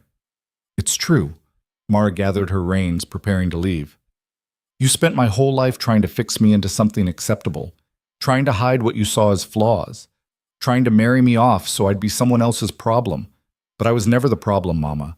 I was just someone you didn't know how to love." Ruth's face went white. "That's not... I know you did your best, but your best was making me feel worthless. So when Caleb married me and treated me like I had value exactly as I am, it wasn't hard to choose him over all of this." Mara gestured at the town, at everything she'd left behind. "I'm not angry anymore. I'm just done." She nudged Molly forward before her mother could respond. Caleb fell in beside her, and they rode out of Dry Creek the same way they'd ridden in, side by side, but changed. Behind them, the town buzzed with conversation. The story of what happened would spread quickly, get embellished, become legend. By tomorrow, everyone within 50 miles would have heard about the mysterious rancher and his unexpected wife, the dance in the street, the confrontation with Thomas Garrett. Let them talk. Mara was done trying to control what people thought of her. They were a mile outside town when Caleb finally spoke. "You all right?" "I don't know what I am." "That was brave." "What you said to your mother." "It didn't feel brave. It felt like bleeding out in front of everyone." "Same thing, sometimes." They rode in silence for another mile. The sun was starting its descent toward the western horizon, painting the grasslands in shades of gold. A hawk circled overhead, riding thermals, hunting. "Why did you really marry me?" Mara asked suddenly. The question had been building since the moment Caleb had defended her in the street, since he'd asked her to dance, since he'd looked at her like she was someone worth fighting for. Caleb was quiet for so long that Mara thought he wasn't going to answer. Then, "After Sarah died, I wanted to die too. Didn't try to kill myself or anything that dramatic. Just stopped caring whether I lived or not. Worked until I was too tired to think, ate enough to keep moving, slept when I couldn't stay awake anymore. That was my life for 3 years. Just existing." He paused, adjusting his reins though they didn't need adjusting. "Then I walked into that church and saw you standing there while that coward tore you apart in front of everyone. And you didn't collapse, didn't beg, didn't try to make yourself smaller to please him. You just stood there and took it with your spine straight and your head up. And I thought, there's someone who knows what it means to survive." Mara's throat was tight. "That's all?" "No." Caleb looked at her directly, his dark eyes serious. "I also thought, there's someone who deserves better than what this town is giving her. And maybe if I helped you, I'd remember what it felt like to care whether someone else survived or not. Maybe that would be enough to make me want to survive too." "Did it work?" "Yeah, it worked." They rode on through the golden afternoon, and something between them shifted. Not dramatically, not with declarations or promises, just a quiet recognition that they were becoming something more than a practical arrangement. The ranch appeared in the valley below as the sun touched the horizon. Smoke rose from the chimney. Caleb had banked the fire before they left, and it was still burning, keeping the house warm. Home. Mara realized she was thinking of it as home now, not as the place where she was staying until something better came along. This was home. This harsh, beautiful, honest place where work mattered more than appearance and strength was valued over performance. They unsaddled the horses together, moving in the easy coordination that came from 2 months of working side by side. Fed the animals. Hauled water. Checked the barn and corrals. When they finally went inside, Caleb built up the fire while Mara started preparing dinner from the fresh supplies they'd bought in town. Real coffee, not the chicory substitute. Fresh flour for biscuits. A bit of sugar for dessert. They ate at the table, the house warm and quiet around them. Patch lay by the fire, his mismatched eyes tracking their movements. Outside, the wind picked up, whistling around the eaves. "Thank you," Mara said as she collected the dishes, "for what you did today, what you said." Didn't say anything that wasn't true. Still. "Thank you." Caleb nodded and stood, stretching his back. "I'm going to check the stock one more time before bed. Make sure everyone's settled after the storm last night." He pulled on his coat and hat and disappeared into the darkness, leaving Mara alone with the fire and the dishes and the memory of dancing in the street while the whole town watched. She washed the plates slowly, looking out the window at the dark shapes of the mountains against the night sky. Somewhere out there, Caleb was walking the property, checking on animals, making sure everything was secure, taking care of things, taking care of her, in his own quiet way. Mara dried the last plate and put it away. Then she picked up Sarah's recipe book and opened it to a page she'd been avoiding, the section on wool dyeing. Sarah had written detailed notes about plants that produce different colors, the mordants needed to set the dye, the timing for different shades. Knowledge meant to be used, meant to be passed on. Mara traced the handwriting with one finger, feeling a strange kinship with this woman she'd never met. Sarah had survived out here too, had built a life from hard work and practical skill. She'd loved Caleb, had borne his child, had died too young and too suddenly. But she'd also left something behind. This book, these recipes, this accumulated wisdom that now belonged to Mara. "Thank you," Mara whispered to the woman who wasn't there, "for sharing this, for showing me it's possible." The door opened and Caleb stamped his boots on the threshold, shaking off the cold. "Everything's secure. Old Bessie looks like she might calve in the next few days, so we'll need to keep an eye on her. I'll watch for it." "Good." He hung up his coat and hat, then paused, looking at the book in Mara's hands. "You're reading Sarah's notes. Is that all right?" "Yeah, she'd want them used. No point in knowledge dying with the person who had it." He walked to his bedroll in the corner and started spreading it out for the night. Mara watched him, this man who'd saved her from humiliation and then shown her how to save herself. "Caleb?" He looked up. "I'm glad you married me." Something crossed his face, surprise maybe, or something softer. "I'm glad you said yes." They stood there in the warm house, the fire crackling, the wind howling outside, two people who'd found each other in the wreckage of their separate loneliness and built something that was starting to feel like home. Mara carried Sarah's book to her bedroom and set it on the dresser. Then she changed into her nightclothes and climbed into bed, listening to Caleb moving around in the main room, settling in for the night. Through the walls, she heard him extinguish the lantern, heard the rustle of him arranging his blankets, heard Patch's contented sigh as the dog settled by the dying fire. And for the first time in her entire life, Mara fell asleep feeling like she was exactly where she was supposed to be. Winter came early that year, announced by a cold snap in late October that froze the water in the troughs overnight and turned the morning grass white with frost. Mara woke to the sound of Caleb cursing in the main room, a rare display of emotion that got her out of bed faster than usual. She found him at the stove, trying to coax heat from wood that didn't want to catch. His breath formed clouds in the cold air. "Damper's stuck," he muttered. "Must have warped in yesterday's rain." Mara grabbed her shawl and knelt beside him. "Let me see." Together they worked the mechanism free, and within minutes the fire was blazing, pushing warmth back into the house. They stayed crouched by the stove for a few minutes, hands extended toward the heat, not speaking. "Winter's going to be hard this year," Caleb said finally. "Can feel it. We need to bring the cattle down from the high pasture before the first real snow hits." "When?" Today. Tomorrow at the latest. Mara stood and started making breakfast, her mind already running through what needed to happen. They'd been preparing for winter for weeks, cutting firewood, repairing the barn roof, stocking supplies. But moving cattle was different, bigger, more urgent. "I'll need you on Molly," Caleb continued.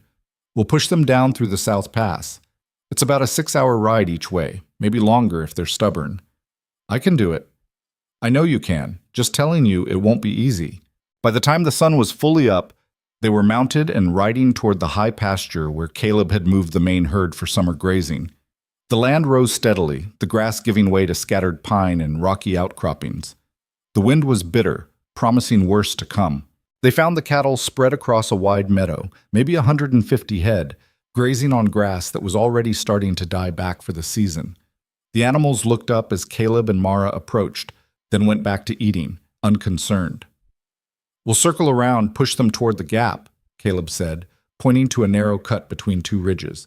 "Keep them moving steady. Don't let any break off from the group." They worked for hours, riding back and forth, turning cattle that tried to wander, pushing the herd forward with shouts and whistles and the constant pressure of being where the animals didn't want to be. Mara's voice went hoarse from yelling. Her legs ached from gripping Molly's sides. But slowly, stubbornly, the herd began to move. One ornery cow, a red heifer with a white face, kept trying to break away, heading back toward the high meadow like she'd decided winter was a problem for another day. Each time Mara cut her off, turning Molly with more confidence than she'd had even a month ago. "That's it," Caleb called from the other side of the herd. "Don't let her think about it. Just block and turn." By mid-afternoon, they had the cattle funneled through the gap and moving down toward the lower pasture. The hard part was over, but Mara's entire body was screaming. Her hands were frozen despite her gloves. Her face felt like it had been scrubbed raw by the wind. But she'd done it. Helped move 150 head of cattle across 6 miles of difficult terrain without losing a single animal. When they finally got the herd settled in the lower pasture near the ranch, Caleb dismounted and came over to where Mara was still sitting on Molly, too tired to move. "You did good work today," he said. "I'm exhausted." "That's how you know it was real work." He helped her down from Molly, and for a moment his hands lingered at her waist, steadying her. They were standing close enough that Mara could see the ice crystals forming in his dark hair, the redness in his cheeks from the cold. "Thank you," she said, "for teaching me all this, for trusting me to help. You earned the trust." Something passed between them in that moment, not quite a declaration, but an acknowledgement that what they'd built together over the past months was becoming something more than a practical arrangement. Then Patch came bounding up, breaking the moment, and they went back to work. That night, after dinner, Mara sat at the table working on a shirt she was sewing for Caleb. His old one had finally given up the fight, torn beyond repair during a fence-mending session. The stitching was better than her first attempts, more even, though still not perfect. Caleb was at his usual chair reading a 2-month-old newspaper by lamplight. Outside, the wind howled, rattling the shutters. "Storm's coming," he said without looking up from the paper. "How can you tell? Wind sounds different when snow's behind it. More weight to it." Mara set down her sewing. "Have you thought about what happens if we get snowed in?" "We will get snowed in. Question is, for how long? And we'll be all right?" Caleb finally looked up. "We've got enough supplies to last 4 months if we're careful. Firewood's stacked. Animals have shelter. We'll be fine. Just the 2 of us. For months." "That a problem?" Mara considered the question. 3 months ago, the thought of being trapped alone with Caleb would have terrified her. Now it just felt like an extension of what they'd been doing all along, surviving together. "No," she said. "It's not a problem." Caleb nodded and went back to his newspaper. But Mara caught the small smile that crossed his face before he hid it behind the paper. The storm hit 3 days later with a fury that made the previous bad weather seem like practice. Snow came down so thick that Mara couldn't see the barn from the house. The wind drove the snow horizontal, piling it in drifts against the walls and doors. They spent the first day making trips to the barn to care for the animals, fighting through waist-deep snow, returning to the house exhausted and frozen. By the second day, Caleb had rigged a rope line from the house to the barn so they wouldn't get lost in the whiteout. "People die walking from their house to their barn in storms like this," he explained as he secured the rope. Get disoriented, wander the wrong direction, freeze to death 50 feet from safety. The rope keeps you honest. Mara learned to follow that rope by feel, her hands gripping it tight even when she couldn't see more than a foot ahead. Learned to trust that the rope would lead her where she needed to go, even when her eyes told her nothing made sense. The storm lasted 5 days. By the time it cleared, the world had been transformed into something alien and beautiful. Snow stretching as far as she could see, broken only by the dark shapes of the ridgelines and the thin ribbon of smoke from their chimney. "We're in it now," Caleb said, standing on the porch, surveying the damage. "Won't see bare ground again until April." They fell into a winter routine, up before dawn to break ice on water troughs and feed the animals. Midday checking on cattle, making sure none were buried or lost. Afternoons repairing equipment, preparing for the next storm, doing the 100 small tasks that kept a ranch functioning. Evenings by the fire. Mara sewing or reading from Sarah's books. Caleb working on tack or carving new tool handles from scrap wood. They talked more during those long winter nights than they had in all the previous months combined. Not deep conversations, usually, just the comfortable talk of two people who'd learned to exist in the same space. Caleb told her about the 3 years he'd spent working on a ranch in Wyoming before buying this place. Mara told him about her grandfather, the only person in her family who'd ever made her feel like she was enough exactly as she was. "He used to take me out to check his traps," she said one evening. "Taught me to read animal tracks, find water, navigate by stars. My mother hated it, said it wasn't proper for a girl." "Your grandfather sounds like he had sense. He died when I was 12. After that, everything got harder, like the only person who saw me as something other than a problem was gone." Caleb set down the bridle he was repairing. "You're not a problem, Mara. You never were. I know that now. Took me long enough to figure it out. Better late than never." One particularly bitter night in January, Mara woke to find the fire had burned down to coals and the house was freezing. She could see her breath in the darkness. She pulled on her shawl and went to build up the fire, trying to be quiet so she wouldn't wake Caleb, but he was already awake, sitting on his bedroll with a blanket wrapped around his shoulders. "Can't sleep?" she asked. "Too cold. Fire's almost out. I know. Was about to fix it." They knelt by the stove together, building the fire back up, feeding it carefully until flames caught and heat began to spread through the room. But even with the fire blazing, the cold was relentless, seeping through every crack and gap in the walls. "This is bad," Caleb said. "Temperature must have dropped 20 degrees after sunset." Mara pulled her shawl tighter. She was shivering despite being right next to the fire. "Your room will be warmer than out here," Caleb said after a moment. "Smaller space, holds heat better. You should go back to bed." "What about you?" "I'll be fine out here." But even as he said it, Mara could see he was shivering too, his breath coming in visible puffs. "Don't be stupid," she said. "You'll freeze." "I've survived worse." "That doesn't mean you should." They stared at each other across the fire, and Mara saw the moment Caleb understood what she was offering. His expression shifted, surprise, then uncertainty, then something that might have been relief. "You sure?" he asked. "We're married, Caleb. We share everything else. Seems foolish not to share heat when we need it." "I don't want you to think—" "I don't think anything except that we're both going to be miserable if we try to tough this out separately." Caleb was quiet for a long moment. Then he stood and gathered his blankets. "All right, but I'm sleeping on the floor. The bed's big enough for both of us." "Floor's fine." Mara didn't argue. She led the way to the bedroom, which was marginally warmer than the main room. Caleb spread his bedroll on the floor next to the bed while Mara climbed under her quilts. They lay in the darkness, listening to the wind scream outside and the house creak under the assault of cold. "Caleb?" "Yeah? Thank you for everything. For marrying me when you didn't have to. For teaching me how to survive out here. For never making me feel like I was something you settled for." She heard him shift on the floor. "You weren't something I settled for," he said quietly. "You were the first thing I chose in 3 years that felt right." Mara closed her eyes, feeling tears prick behind her eyelids. Not sad tears, something else. Something that felt like finally arriving somewhere after a long journey. "I was so scared that day in the church," she whispered. "Not just of Thomas rejecting me, of everything, of never being enough, of spending my whole life being someone's burden." "You're not a burden." I know, you showed me that. Every day you show me that. The room was silent except for the wind and the sound of their breathing. Mara? Yeah? I think I'm falling in love with you.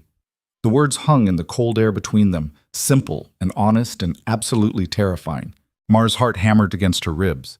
She'd known something was changing between them, had felt it in the way Caleb looked at her now, the way he found excuses to stand close, the way his rare smiles came more easily. But hearing him say it made it real in a way that scared her more than anything she'd faced so far. You don't have to say anything, Caleb added quickly. I just thought you should know. In case something happens. In case I don't get another chance to tell you. Why wouldn't you get another chance? Winter's dangerous. Accidents happen.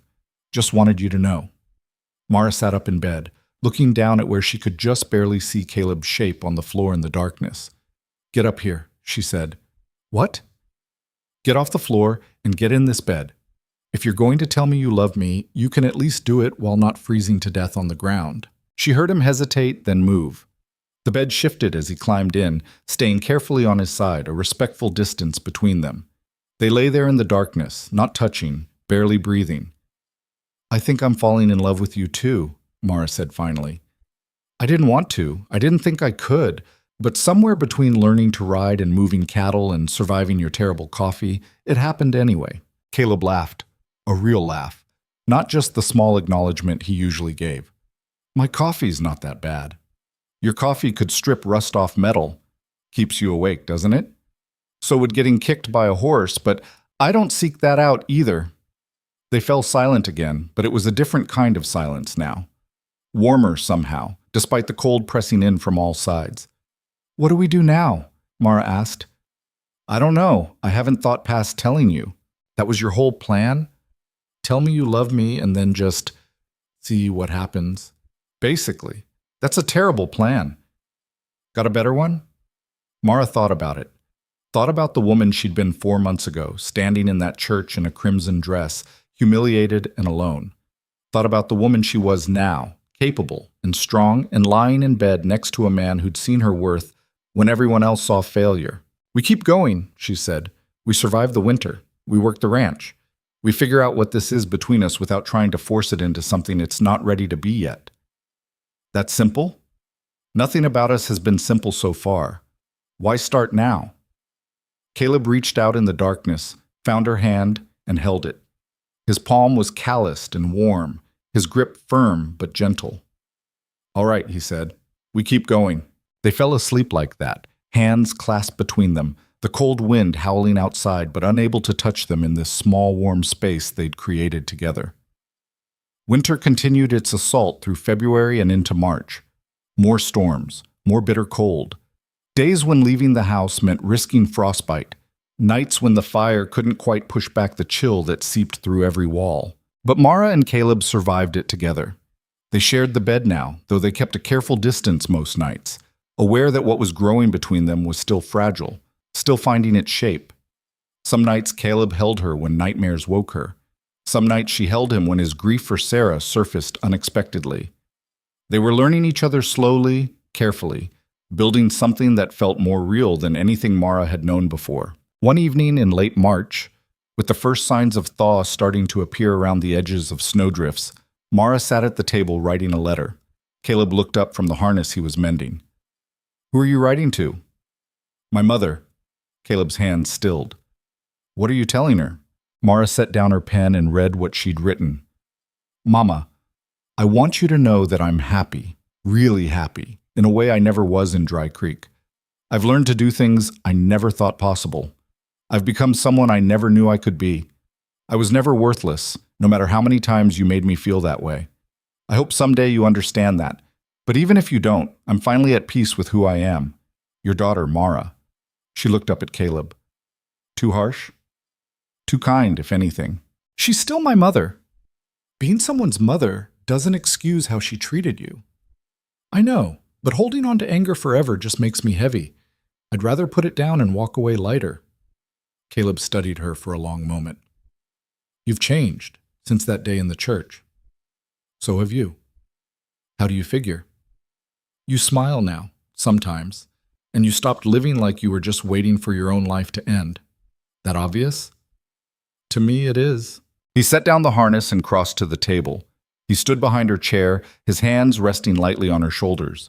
You saved me too, he said quietly. I want you to know that. When I married you, I thought I was helping you. Turns out we were helping each other. Mara reached up and covered one of his hands with hers. Good thing we figured it out. Good thing. The letter went out with the next supply run to town. Mara didn't know if her mother would read it or understand it or care. But she'd said what needed saying, and that was enough. Spring came slowly, reluctantly, as if winter wasn't quite ready to release its grip.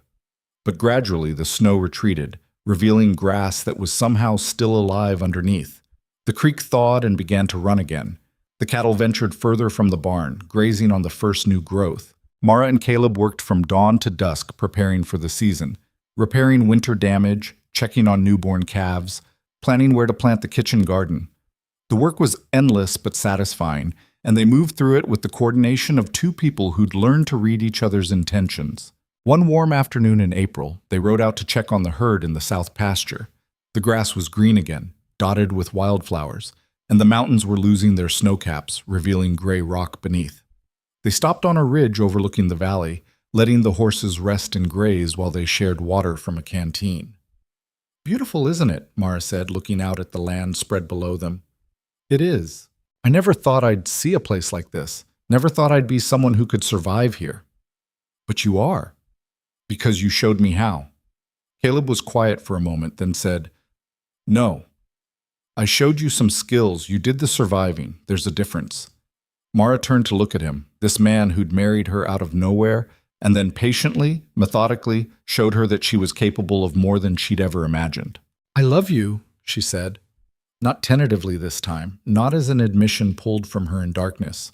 Just a statement of fact, as simple and true as saying the sky was blue.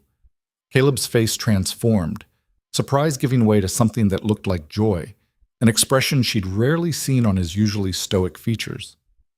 I love you too, he said. He leaned in and kissed her, gentle and sure, and Mara kissed him back, feeling like she was finally, completely home.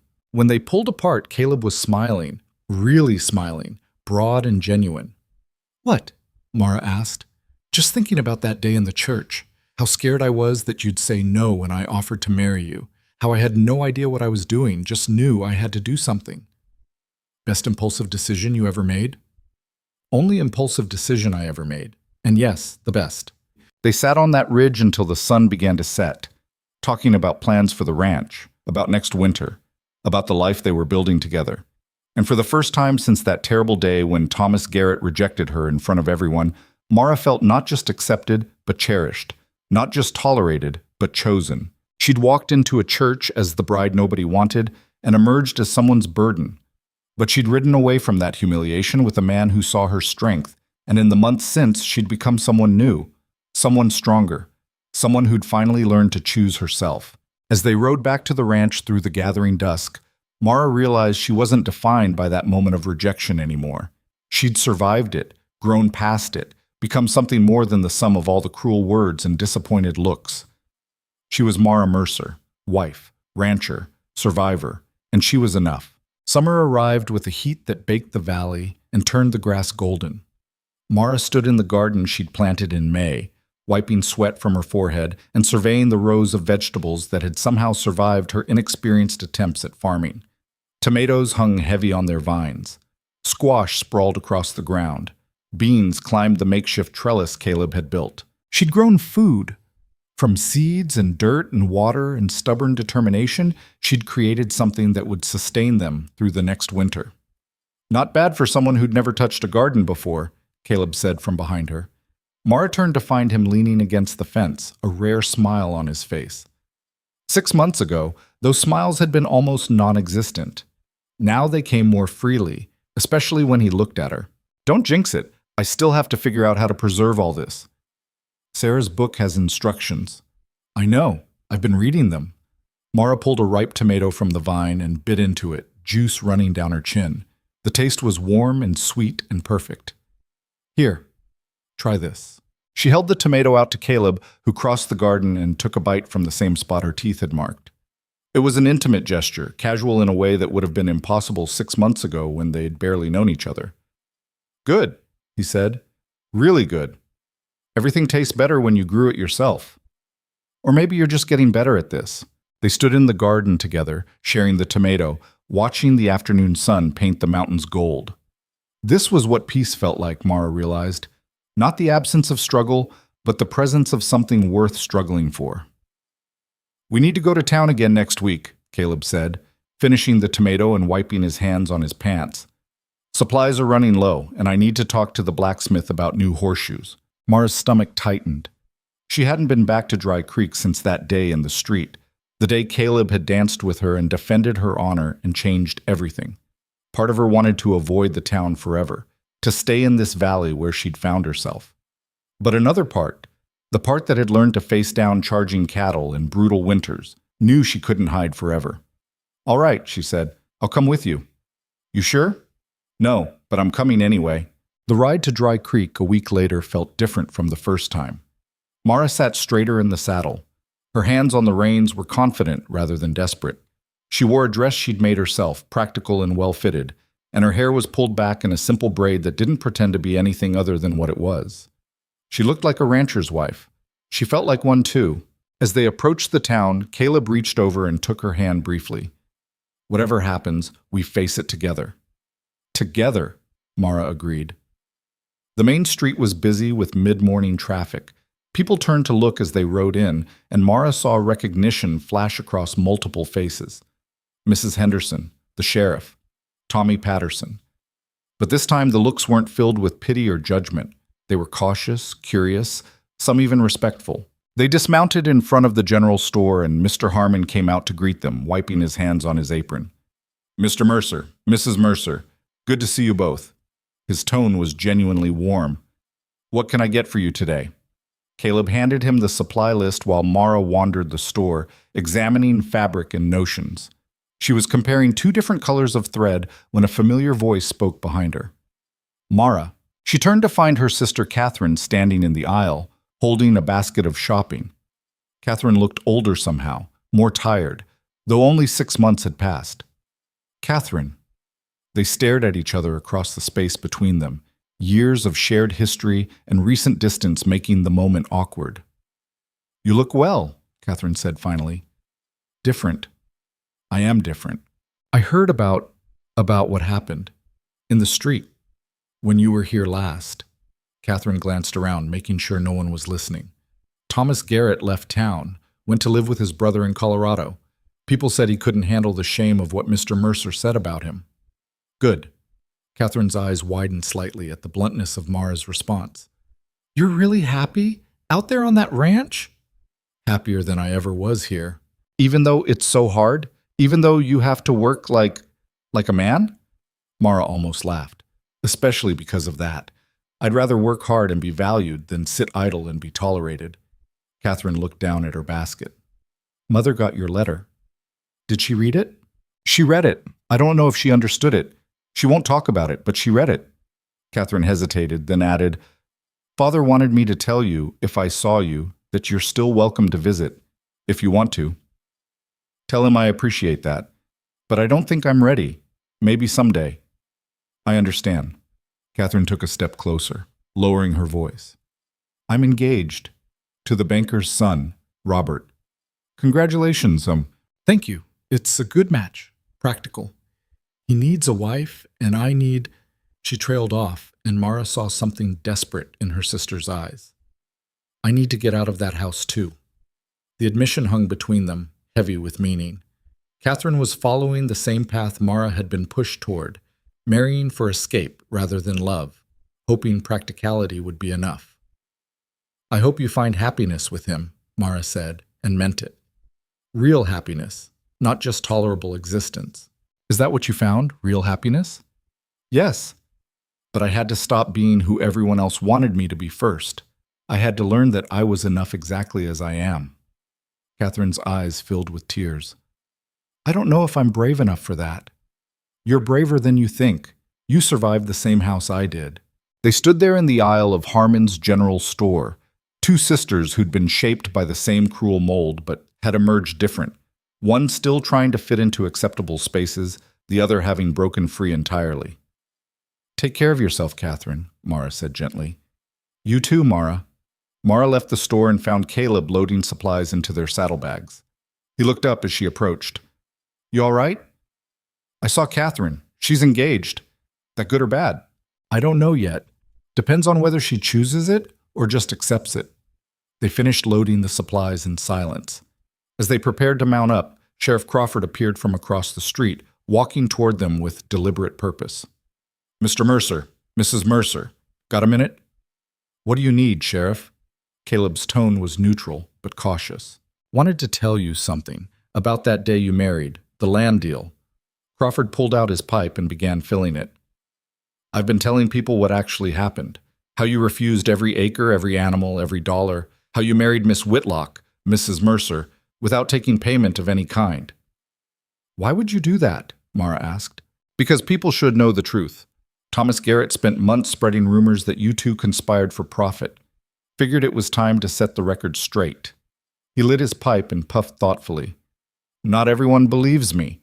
Some folks would rather think the worst, but enough believe me that the gossip's dying down."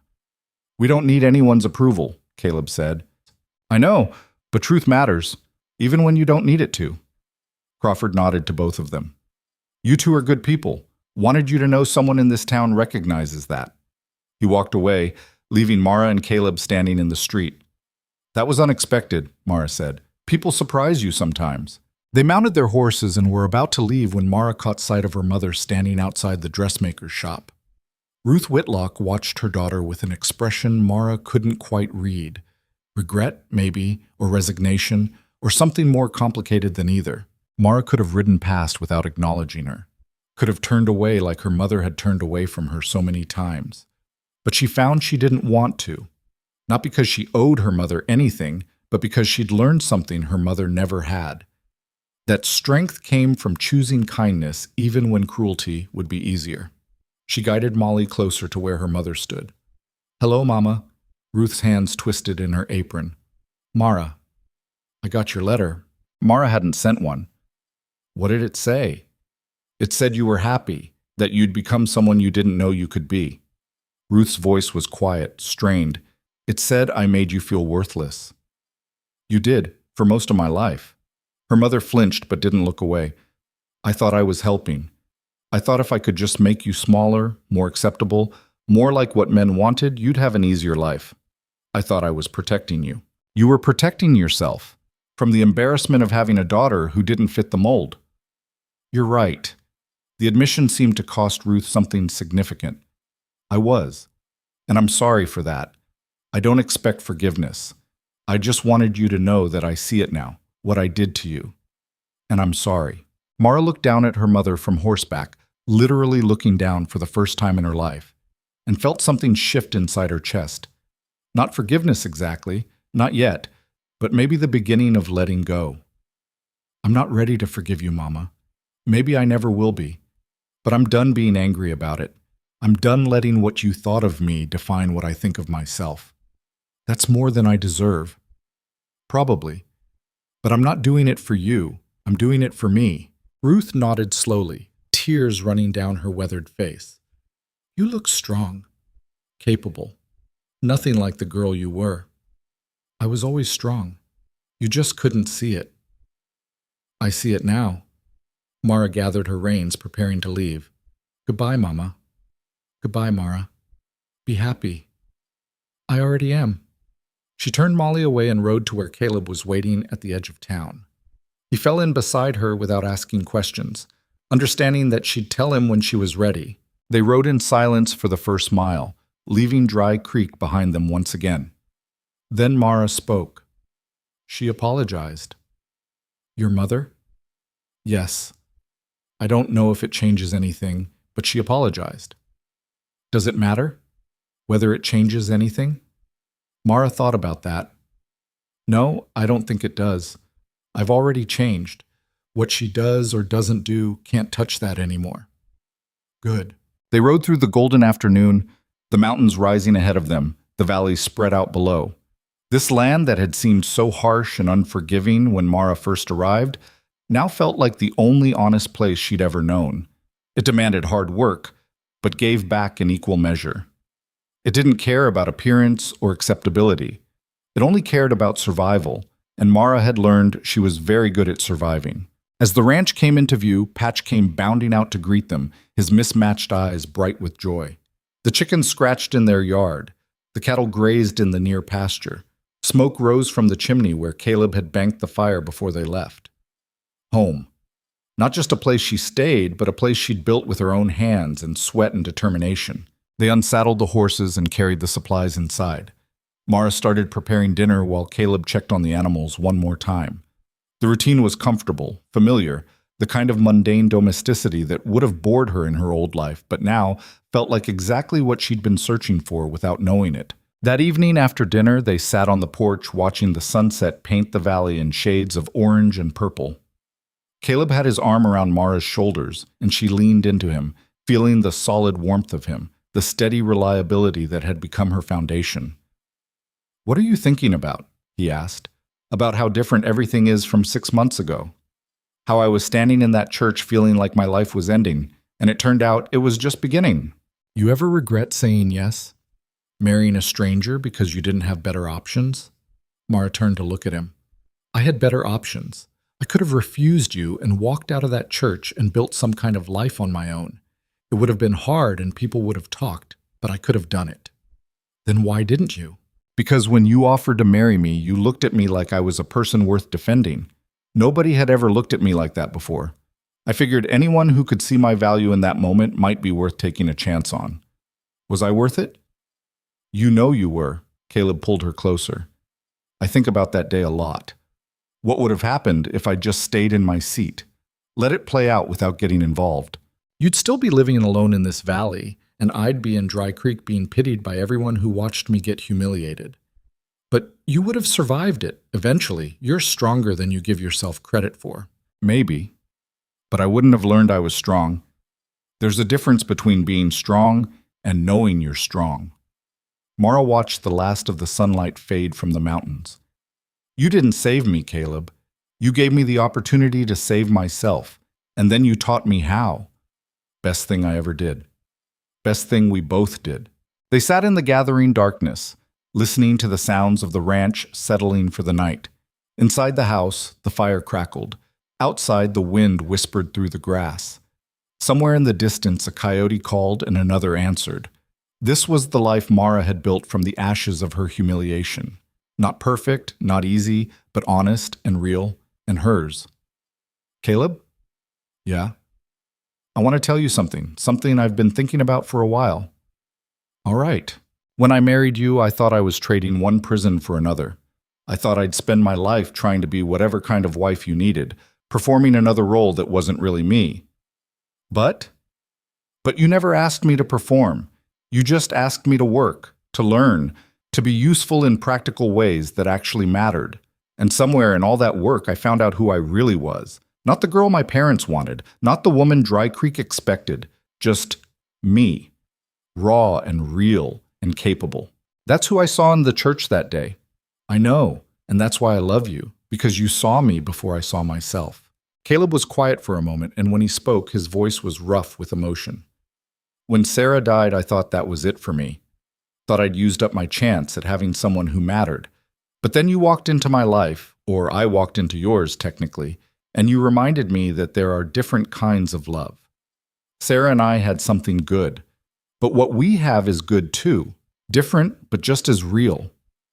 You don't feel guilty about moving on?" "Sometimes.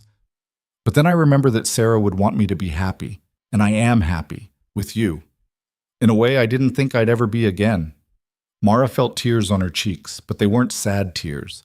They were the kind of tears that came from feeling too much, joy and gratitude, and the overwhelming realization that she'd somehow stumbled into a life worth living. "I want to build something with you," she said. "Not just survive. Build. Expand the herd. Improve the ranch. Maybe add on to the house someday. Create something that lasts." "I want that too. And I want—" Mara hesitated, afraid to say it out loud. "I want to have children, someday. Not right away, but eventually." I want to raise them here, teach them that strength matters more than acceptance, that hard work and honesty count for more than pretty appearances. Caleb's arm tightened around her. I'd like that. When we're ready. We might fail at parenting, at ranching, at all of it. Probably we'll fail at some things, most people do, but we'll try anyway? We'll try anyway. They sat on the porch until the stars came out, planning the future they'd build together, and Mara realized this was what she'd been searching for her entire life without knowing it. Someone who saw her clearly, valued her honestly, and loved her completely. Not despite her rough edges, but because of them. The next morning, Mara woke before dawn and lay in bed listening to Caleb's steady breathing beside her. They'd fallen asleep holding hands, and his fingers were still intertwined with hers. She studied his face in the early light, the lines around his eyes from squinting into too many sunrises, the scar on his chin from some long-ago accident, the gray just starting to show at his temples. He wasn't perfect. He was blunt and sometimes too distant and made terrible coffee, and had days when his grief for Sarah still surfaced unexpectedly.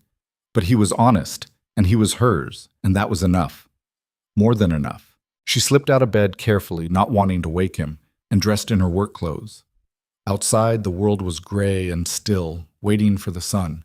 She fed the chickens, hauled water, checked on the cattle in the near pasture.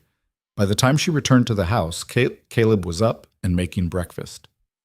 You let me sleep, he said. You needed it. We worked hard yesterday. We work hard every day. True. They ate breakfast in comfortable silence, and then Mara said, I want to ride out to the ridge today, the one where we first kissed.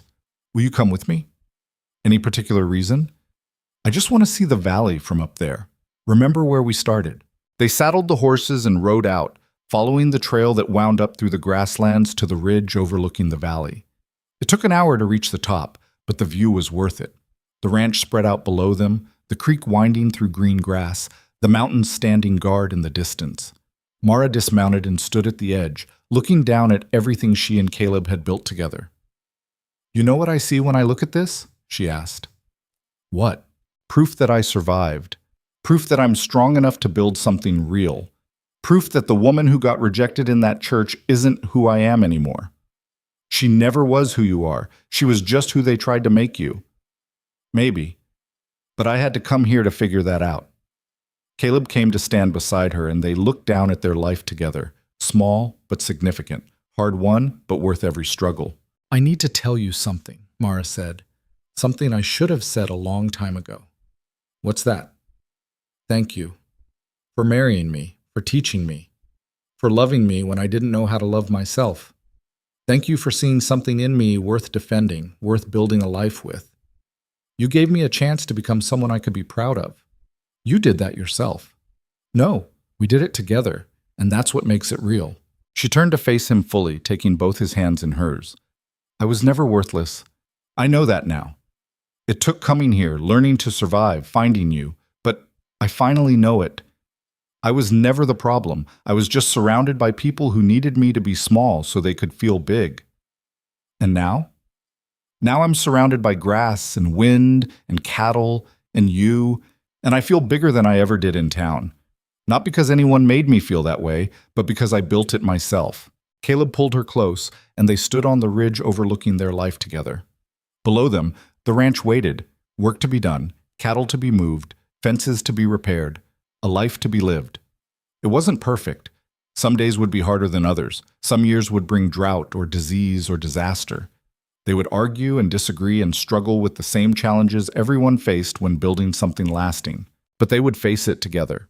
Two people who'd found each other in the worst moment of their lives and turned it into the beginning of something better. Mara thought about the woman she'd been 6 months ago, terrified, humiliated, certain she would spend her life being whatever disappointing thing other people saw when they looked at her. That woman felt like a stranger now, someone Mara had once known but no longer recognized. She'd crossed humiliation and wilderness and fear and emerged on the other side as someone stronger than the entire town that had tried to bury her. Someone capable. Someone necessary. Someone who'd finally learned that her worth wasn't determined by other people's opinions. She was Mara Mercer, and she was enough. The sun climbed higher, warming the valley, And Mara knew with absolute certainty that this was exactly where she belonged.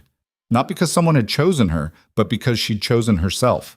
Not because she fit some acceptable mold, but because she'd broken that mold entirely and created her own shape.